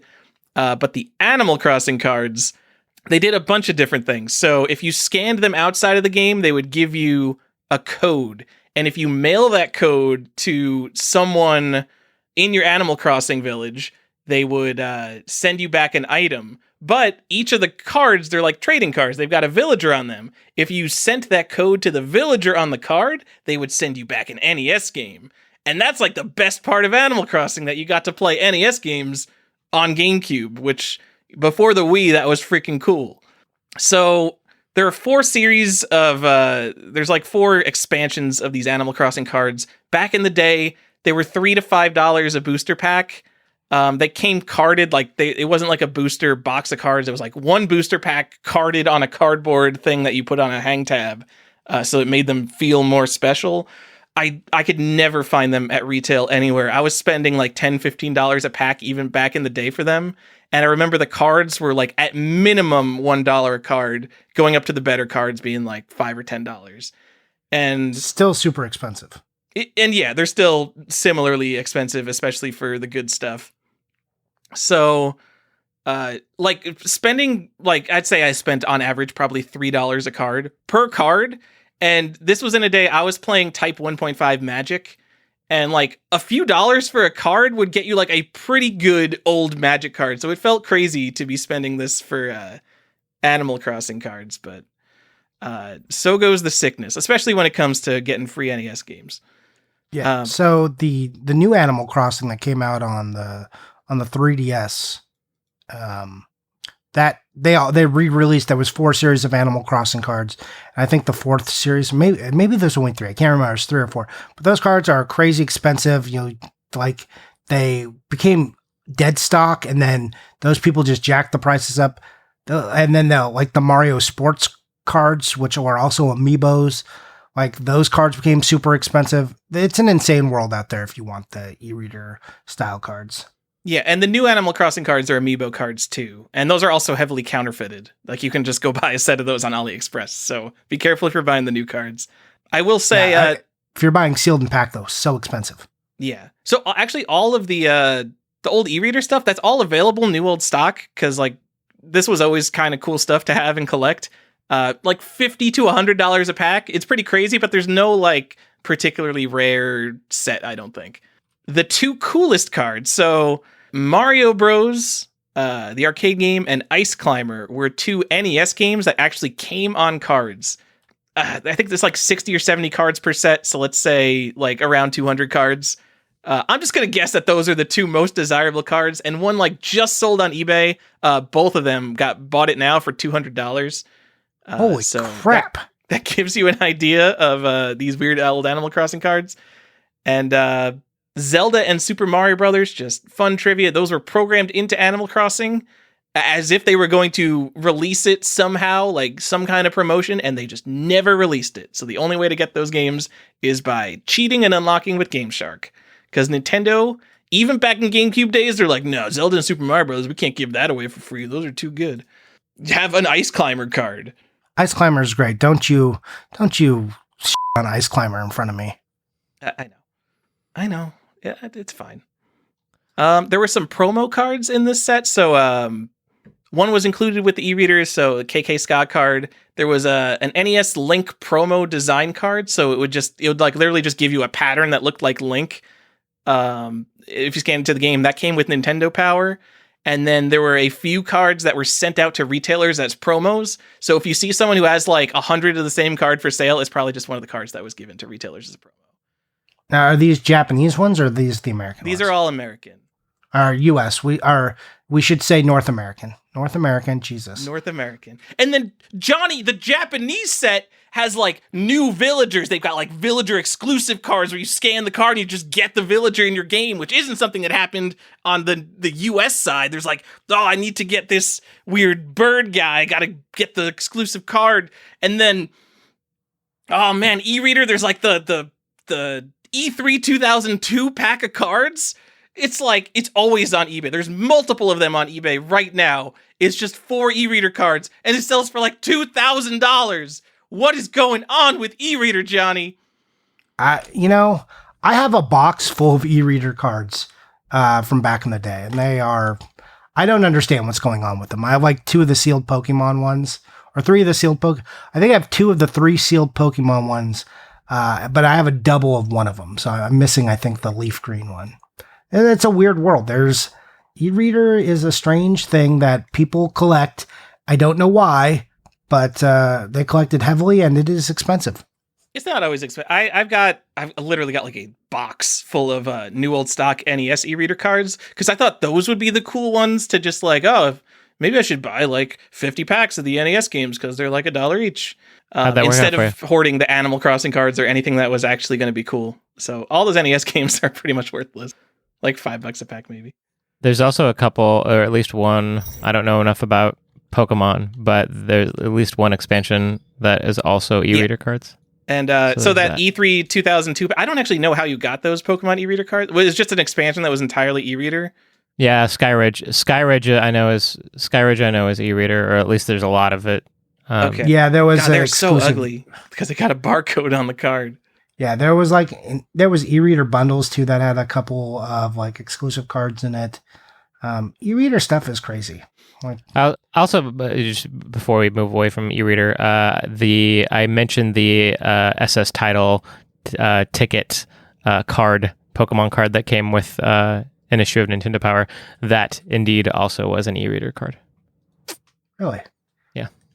So, and that's the expense. That's like the $200 Pokemon, or the $200 card, giveaway card that comes in Nintendo Power. Huh. So I don't know if this is true for all of them, but like I see a Pokemon Sapphire that actually has like a last asteroid in it. I don't know if that's like intentional or not. Like, I don't know if that was an accident or someone just put that in there, or if that actually comes with some Pokemon Sapphires. Wait, what? Last asteroid? What are you saying? Last Asteroid is the Pokemon card. There's a sealed Pokemon card with Sapphire for the GBA. I don't know if that's supposed to be in there or someone just shoved it in there, but we'll have to look. Sorry, guys. Where is this coming from? Is this an e-reader card? Yeah, it's an e-reader card. Okay. Well, I mean, you shouldn't be spending $7,000 on a sealed GBA Pokemon game. I mean, no one wants the complete box ones, Johnny. Come on. That's common. No, you're right. Okay, sorry. Anyways, okay, I have a game to move on to unless you got more to say. I sure don't. I just want to talk about Animal Crossing some. All right. Do you have a game after this? Are we done after this? Like, is this the last one? I'll just go over the rest of my dumb bullshit that I thought of. Well, no. Save it for the next episode. There'll be a part 2 to this. There's enough trading cards. I promise. All right. So I'm going to tell you guys about, this is a 2-for-1 here. Everyone loves a 2-for-1 fitting with trading card game. So let's look at the PlayStation 1 and let's look at a game. And because trading card games, like making a digital version of it, became all the rage. So Digimon, maybe you've heard of it. It's an existing series. It goes on. Well, like Yu-Gi-Oh was GBA has all the cards. We could do a whole thing on that. But Digimon on the PS1, there is 2 of them. There's Digimon World and Digimon Digital Card Battle. These versions have cards. The Digimon World is a variant, and it will have a badge that tells you it includes a card. The card it includes is a, what is it? Nope, I'm going to get it wrong. Metal Gradon, I think. Anyways, the card number is DW-01, and it's a promo, and it will set you back around $100 to $150 for this card, which came with the PlayStation game. You'll get lucky if you can find a complete one with the disc that has it. It's a foil card. It comes, in a little wrapper, so hopefully you can find it sealed. If not, get it and put it in some protection because that card is expensive. Most people bought the game for the card specifically, took the card out, and then, just sold off the game, or, it wound up in GameStop. These cards, they just never stay with our games. Like if you've ever looked at the Yu-Gi-Oh! GBA stuff, the cards are never there. They're never there, ever. It's super annoying. And then there is Digimon, as I was saying, Digital Card Battle. All of these ones, this wasn't a variant. All these ones came with a card. So this card is much less expensive, and it's DW03. It's a foil promo, and it is Imperial Draymond. Again, don't don't at me if I'm getting these names wrong. I'm not a Digimon guy. What? Anyways, yeah, this card will run about $40 sometimes. I have seen them less. I put a link in the Patreon for one that is currently on sale for $18, still sealed. If you have this game and you don't have this card, that's like the best I've seen, is like that between that $12 and $18 in the last year. It's only gone up, and it's not getting easier to find. So if you are into these things and you want them, the Digimon ones, they're expensive, and not a lot of them came with cards for that series, just these two. And remember, Digimon World, that was a variant. So check your copy. Does it have the card? Well, first, if it's the Digimon World 1, does it have the badge? If it doesn't have the badge, you're fine. If it has the badge and you're missing the card, your game is incomplete. Sorry. There you go. Oh no, my Digimon PlayStation game. No. Yeah, sorry. So sorry. Yeah, sorry for the bad news. They're people's. But yeah, that's it. That's all I got. You want? Cool. You picked up Pokemon and a Digimon game, Johnny. That's not what I expected. I feel like you're too old for both of those.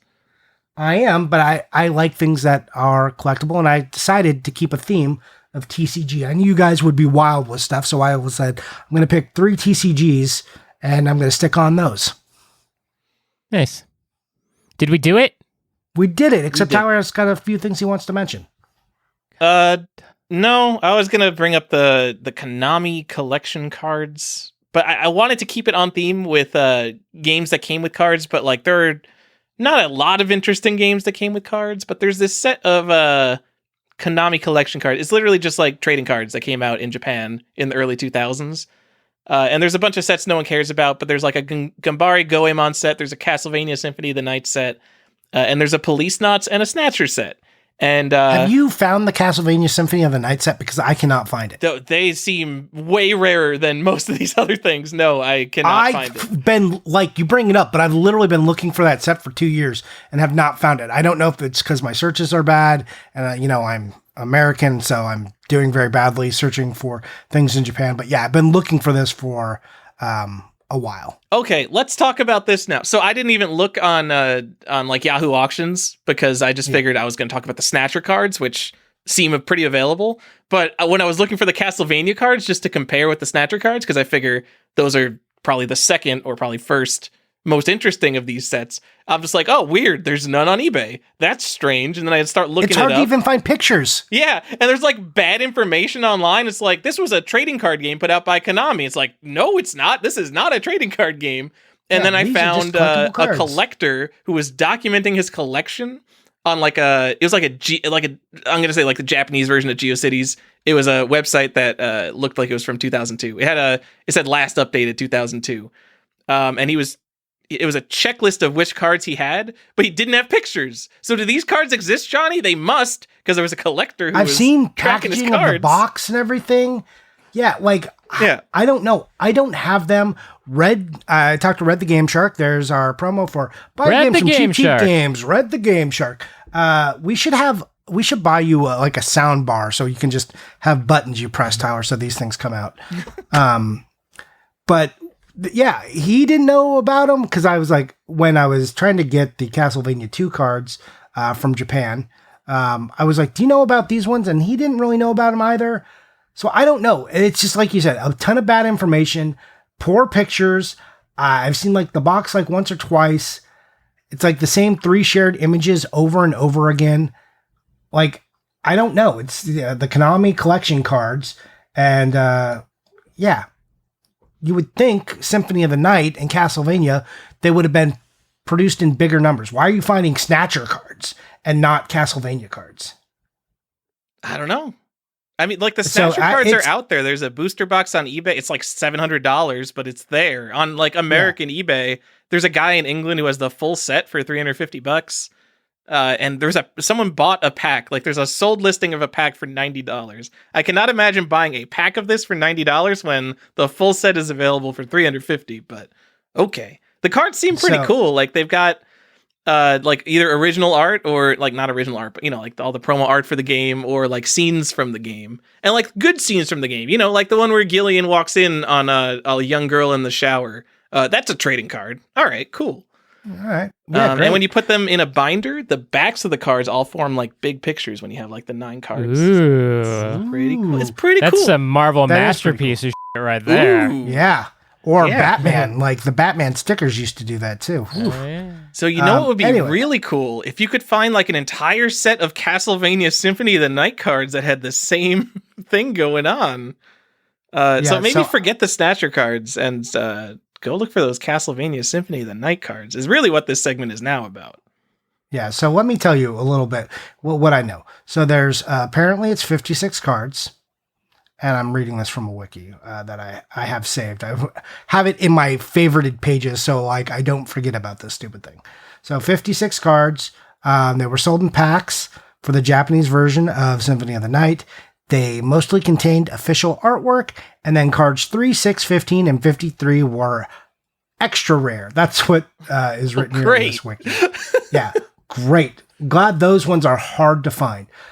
So, yeah, and they are the Konami collection card. Maybe that's why I'm doing it wrong, because I'm searching usually Castlevania, but maybe I should be searching Akamaja Dracula X. I think I have both searches saved. But yeah, it's the Konami collection card, Akamaja Dracula X. They're hard to find. If you have some and you want to show us, please do. But yeah, these are something I've been looking for a while. And that's just a card set. They don't come in games or anything, so that's not it. So if you have one of these cards, you should take it and put it next to your Japanese release of Symphony of the Night and pretend it came with it and then drive Johnny crazy. No, you won't, because Johnny doesn't care about it. On Instagram. All right. Well, now we can move on to never talking about cards again, Johnny. Let's go. Excellent. Until we do part 2 to this episode, which we'll definitely get a part 2. Just so you know. We haven't scraped the bottom of the barrel with Marvel trading card game for the PSP. I did. Look, that one has a cross-section of appeal. That's why I did it. You can't deny it. Okay. That's why I was making a joke about it. Right. You're making jokes, and I'm out here helping the people. Damn. Way to go, jokester. Hope you're proud of yourself. Woo. There's my stern talking to. Anyways, let's move on to the next part of the show where, guys, let's talk about what you bought, if you bought anything lately. Anything you've decided to put on the old shelf? Tyler, tell me what you're putting on Stefan. Stefan hadn't got a while to talk. You tell me, Stefan, what have you bought? I bought a video game. Oh, why? Are you sick? Yes. This isn't the way that I wanted you all to find out.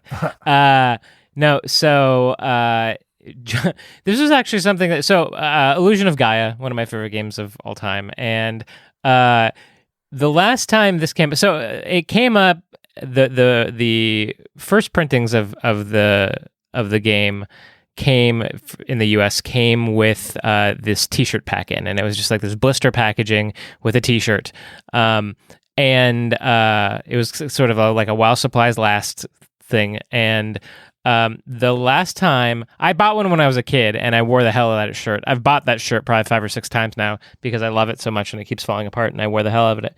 But the last time one came up in package still, Johnny basically called dibs. And I didn't call dibs. You didn't even know it was there. Didn't have a save search. Dibs. I did, and I told you about it. And then had to look at you because I saw the lusty look you gave me, and I had to go dibs. Back when we could actually look at each other face to face. Yes. And so Johnny ended up with that one, and then lo and behold, like a week ago, or a little bit longer, a one came up, and both the t-shirt and the game itself were both individually sealed and then still in their outer clamshell, which I was very excited for. So I won that one. That was I was going to win this at all costs kind of thing, and I did. And it is mine, and I'm very happy. What? Were you going to win this at all costs? I feel like you told us a high bid, and then literally the same day this auction ended, there was one that ended on Heritage Auctions, which was above your high bid. What? So I don't understand your logic here, Tyler. Okay, so this auction for the cool thing with the sealed blister pack with the t-shirt and the sealed game ended the same day, or like a day off from a heritage auction that ended for $1,500. And this did not sell for $1,500. Wasn't the one that ended on heritage? Wasn't that just a water graded sealed? Yeah, copy? Like just the game sold for $1,500. Yeah, and not you the same got the thing. cooler thing for like a third of the price. No, yeah, but that's not the same. That's not the same audience. I know it's not the same audience. It's just like But what he's saying is someone paid $1,500 for a sealed one plus buyer premium, and you got a nice sealed one with a cool shirt and all the extra stuff. It's a better item for a fraction of the price. Yeah. Look, crazy. I'm not the one trying to say that these people in Heritage are idiots, like Tyler is apparently. So, I don't know about that. But yeah, so I did. But I was what I meant was by all costs is in that conversation. You probably remember that I was willing to just like basically straight up trade it for the last 9.0 Charizard that I've got, which would have been much higher than what I want it for. So, but yeah, so that would have been very much like trading an NWC for a Tom Brady. I was wondering if you were going to bring that up before we wrapped up. But yeah, so I bought that. Very happy with that. And then I did actually add a couple new pieces of art. I haven't actually bought a couple pieces. I haven't bought much new art recently, but I got some of the illustrations for the interior of the Clay Fighter Super Nintendo instruction manual. And you might say, well, why would you care about that? You only buy Nintendo Power art. That is true, but that art was also used in the Clay Fighter coverage in Nintendo Power. So yeah, I bought some of that art, and I've got a couple images of Taffy and a couple images of Bad Mr. Frosty, and the Ichabod Crane. I've got one of him too. Wow, the classic characters. Yeah. I mean, Bad Mr. Frosty. I know, Bad Mr. Frosty is... I wanted to make a joke about characters no one's ever heard of, but I think I can picture him, so my joke didn't work. I also did... with that came it ended up being an illustration that was of the Blob that was used in an ad in EGM that just came with a lot, so I also got that. But yeah, so I bought my game, and I bought some art, and that's what I've bought since the last time I talked to y'all. That's pretty good. That's good buying. Yeah. All right, Tyler, what about you? What'd you do? I bought a Rob poster from Excite Bike Comics and Games. Frequent mentioned person on the show. I was helping my buddy, my buddy Retro Game Enthusiast was talking to me about a test market NES. Which there's all these test market NESs now on eBay, and they have ridiculous buy it now prices that no one's ever paying. And he had like a friend or something who had one, and it was trying to price it, and it wasn't complete. And it started. I don't actually have like a list of box contents because I'm not a hardware guy. So I started like looking, and I opened my test set, and I'm like, let me check out my contents. And I bought this like 2 years ago. There is a 0% chance I would have bought this without the baggie of like the manual and all that stuff. And I can't find my baggie with my manual and all my stuff. And I opened up my other deluxe set and it's not in there. My other deluxe set's not complete. That one I bought years ago. So that makes sense that one it like was missing parts of it. But I'm super upset because the test set NES, it has like specific inserts. Like the inserts all have to say like 1985 on them rather than just like going in and putting a baggie from any deluxe set in them. So I started my journey by buying a $45 Rob poster from our buddy Eric. And that is like only thing I bought. Did you just text him or did you just buy it from his eBay store? No, I went on eBay, and he's like the only one who had it for sale. And I'm like, Eric, I need you to find as much deluxe set contents as you can and just send them to me, and I will buy them. And that was the only thing he had. And he gave it to me for a bunch off his eBay price. Because he's a good friend. That was nice of him. Yeah. All right. Well, excellent. I'm glad you found it. And then, I'm glad you sent money to a friend rather than an eBay stranger. Yeah. Oh, there's like people like have these components listed on eBay for like $100 to $250 each. It's like if I'm going to spend $250 on a poster, I think I'll just spend $1,000 to buy an entire new deluxe set, guys. Come on. Yeah. Like, I also need I need a warranty card, and the warranty card is a serial number on it that matches the console. So almost definitely at some point, I'm going to have to buy another NES that comes with the warranty card because I'm going to want them to match. Just, guys, don't buy incomplete stuff. It's never worth it. I didn't buy this incomplete. I bought this 2 years ago. It has to be somewhere in my house, Johnny. But I can't go on the risk that I actually don't have it. Okay. You're having some problems, Tyler, and I hope we can be there to help you when you realize how far down you've gotten. I don't. Let him burn. No, that's not how it works. You got to be willing to put a hand out when someone hits bottom.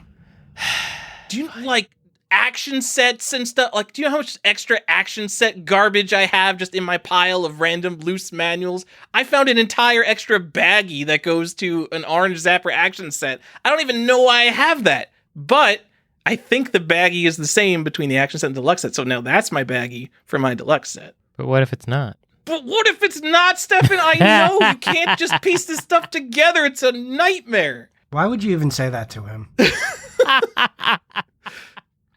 Like, it's late for him. He has to go to bed after this. He probably won't be able to sleep. The rabbit hole never ends. Like, once I learned there are like 5 or 6 different NES styrofoam types, like people look at the styrofoam composition and pattern, like the rabbit hole doesn't end. Like, if you transferred baggies between 2 of your NES games, like your whole collection is ruined.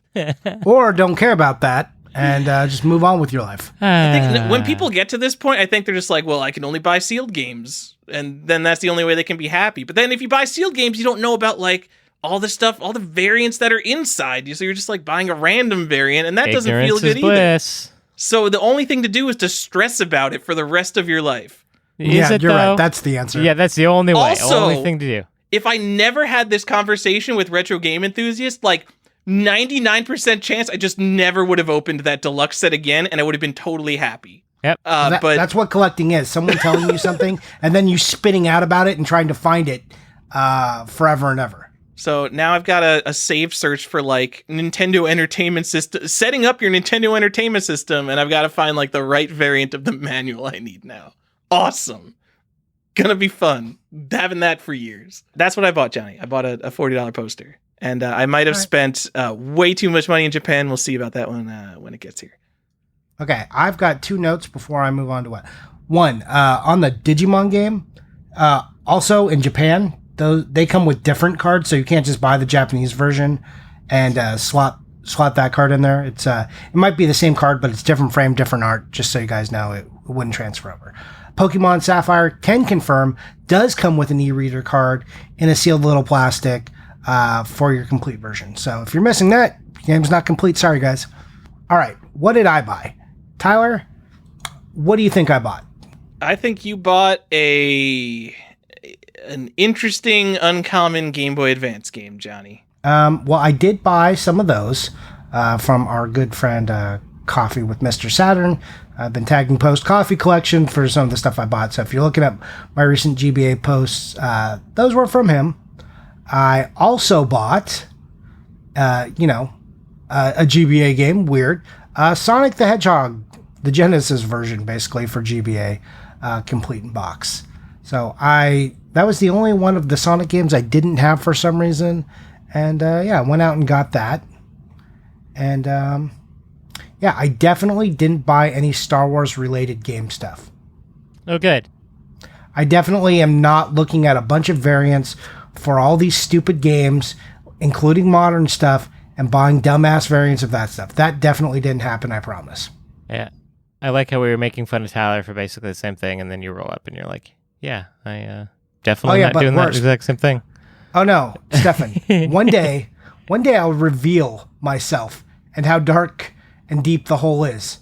But not yet. Not yet. Right now, I can tell you I definitely didn't do any of that. And I definitely don't need you to know how many variants of Jedi Fallen Order exist. The new one? Fallen Order? Yes. The new stupid game. Why would there be at least like 6 different versions you could find? Why? I don't know. Why would there be? I don't know. I don't know, because there's a deluxe version, There's a non-deluxe version, there PlayStation and PC and Xbox and the digital releases and some of the console releases. It's a mess. But that's like pretty bad, but it's nowhere on the Battlefield level where they have store exclusive variants. Anyways, yeah. I said field, but I meant Battlefront. Anyways, that's what I bought. And did I play anything? No, I haven't played anything since the last podcast, unfortunately. It's all been watching my son, which is a game I'm constantly losing to him. You would not think that children would beat you, but I lose every single day to his shenanigans. Just like, this child won't outsmart me. Sure did. He tricked me. He's got a system in which, like, his new thing is to get on the stairs as quickly as possible and race up them, which if you have a small child with a skull that is fragile like human skulls are, you're like, okay, that this is a problem, because he can he's clumsy. If you've never met a toddler, it's in the name. They toddle. And I don't want him on my steep wooden steps that fall onto tile. It's fine. They're hard to kill. I hope so, because he lives dangerously, and I can't explain to him that he lives dangerously. Now he's in a weird shrieky phase. He's frustrated because we don't let him hit.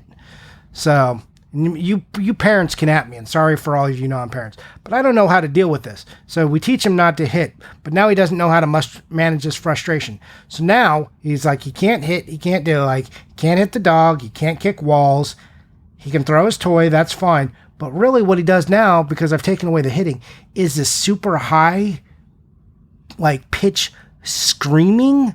Like this, I don't know, it hurts me so much. I'm kind of wishing I just let him keep hitting me, because the hitting doesn't really hurt because he's a small child. But yes, this ear-splitting scream, like, it rattles my whole brain, and I just don't know what to do.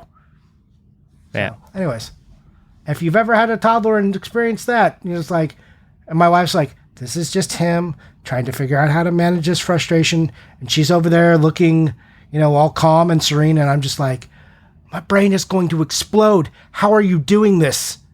Look, the secret is just to make sure that he's never frustrated. That is not possible. It's a frustrating place. He's like, I want to go outside, and I don't have shoes or socks on, and it's like 45 degrees out. I'm like, no, you can't do that. He's like screaming. I'm like, it's okay. We can go outside. I'll just put a coat on you and shoes and socks. How about that? But until that happens, it's just wailing. And he doesn't have words yet because he's behind in that. So it's just like, I can't even talk to him. I wish that I had a recording of the time that Piper melted down because I wouldn't let her hug a cactus. And it is like the biggest. There were two gigantic meltdowns. One for not being able to hug the cactus, and the other one was that I wouldn't let her fish a chicken nugget out of the toilet that she had just pooped in to then eat the chicken nugget. That was the other gigantic tantrum. And I really wish people were around to witness that. Unfortunately, they weren't. I don't. Parenting is hard. I don't envy parents. And all of you people who haven't had kids yet, I don't know, maybe think about it. Is that the lesson? Is that the lesson we're teaching? Yeah, kids are great, but if you don't have them, don't bother. I mean, look, all of the people who are going to have kids are young. I'm old. I was not supposed to be able to have kids. And my son is great, and I love him, but that, like, the screaming thing he's doing right now, Stefan, I'm not kidding when I don't know how to cope. Like, I walk away from him. Like, I look like I've, like a mortar shell has gone off by me, and I'm just, like, all, like, glossy, like the movie version of that where you're, like, glossy-eyed, and they, like, the sound goes all weird in their ears. That's what starts to happen to me, and I'm just, like, stumbling around like an idiot. It's real dumb. So, Tyler, when are you having kids? Never, but maybe I'm getting a dog this year, which is as stressful for me as someone who doesn't like change in my life. So, dogs are stressful. You're going to have to change your system for where you keep your games. By that, I mean not on the stairs. Right. And then also just admit to yourself that regardless of where you decide to put your games, occasionally you will lose one. Yeah. That's unacceptable. How's that Rule of Rose going for you there, Johnny? Yeah, it's still... Yeah. Yeah. A less good copy that I spent more money on. Thanks, dogs. Well, that dog learned his lesson. He died. Yeah, take that. Is that a big dog? Because we're getting like a Pomeranian, probably. Are they going to destroy everything? Why? Yeah, the little dogs are worse. Why do you think I don't know anything about dogs. I go over to my friends' houses and they have dogs. Pomeranians are incredibly yappy, and they got the leaps. They got the jumps, man. They'll get. Have you researched this well? Get a corgi. Corgis are too big, Johnny. It's either a Chihuahua or a Pomeranian. Because I don't like dogs. I like cats, and Ada likes dogs. Get a cat. So the compromise is a small dog because we can't get a cat. Okay, well, corgi isn't that big a dog, and both those dogs are like horror breeds. Why can't you get a cat? Because Ada likes dogs. That's not much of a. Yeah, I'm gonna start messaging Ada. Just cute corgi videos of them splooting. I think we're Team Ada on this. I'm sorry. This is going to get awkward. Yeah, I'm here for Ada and the support she needs. And I'm going to send, but I'm also going to help you by getting you a better dog breed. Why did she settle on Yorkshire Pomeranian Terrier? Those are nice and tiny. Yeah, we're going to get you Terriers are better. We're going to get you the golden retriever that you deserve. My wife is on me for a golden retriever right now. They're beautiful. Absolutely not. They're amazing dogs. That's like, she was like a lab or a gold, and I was like, what about a golden retriever instead of a lab? Golden retriever's a little bit more work because of all the hair. But I like the look of them better. They just Ada is allergic to dogs. I don't know how allergies work, but wait, she's allergic to dogs and she wants a dog? This is her decision. It is not my decision. She lived with a dog growing up as she was allergic to it. I don't know what's wrong with her. I mean, is it but like I love her and I married her. Okay, I'm gonna just have to message Ada and ask what's up. The more I hear Tyler talk about Ada, the more I feel like we are robbed on a daily basis by not having her on this podcast. You know, probably. Ada sent me a nice message the other day. You got the card as well, but I got the card. But I got a nice Instagram message from her too. So I got a scratched out first name and then a correctly spelled first name. So, you know, paper's expensive though. I get it. Well, also like when you're writing all those names and like personal notes on thank you cards for a wedding, like that's a pain in the ass, dude. Like, come on.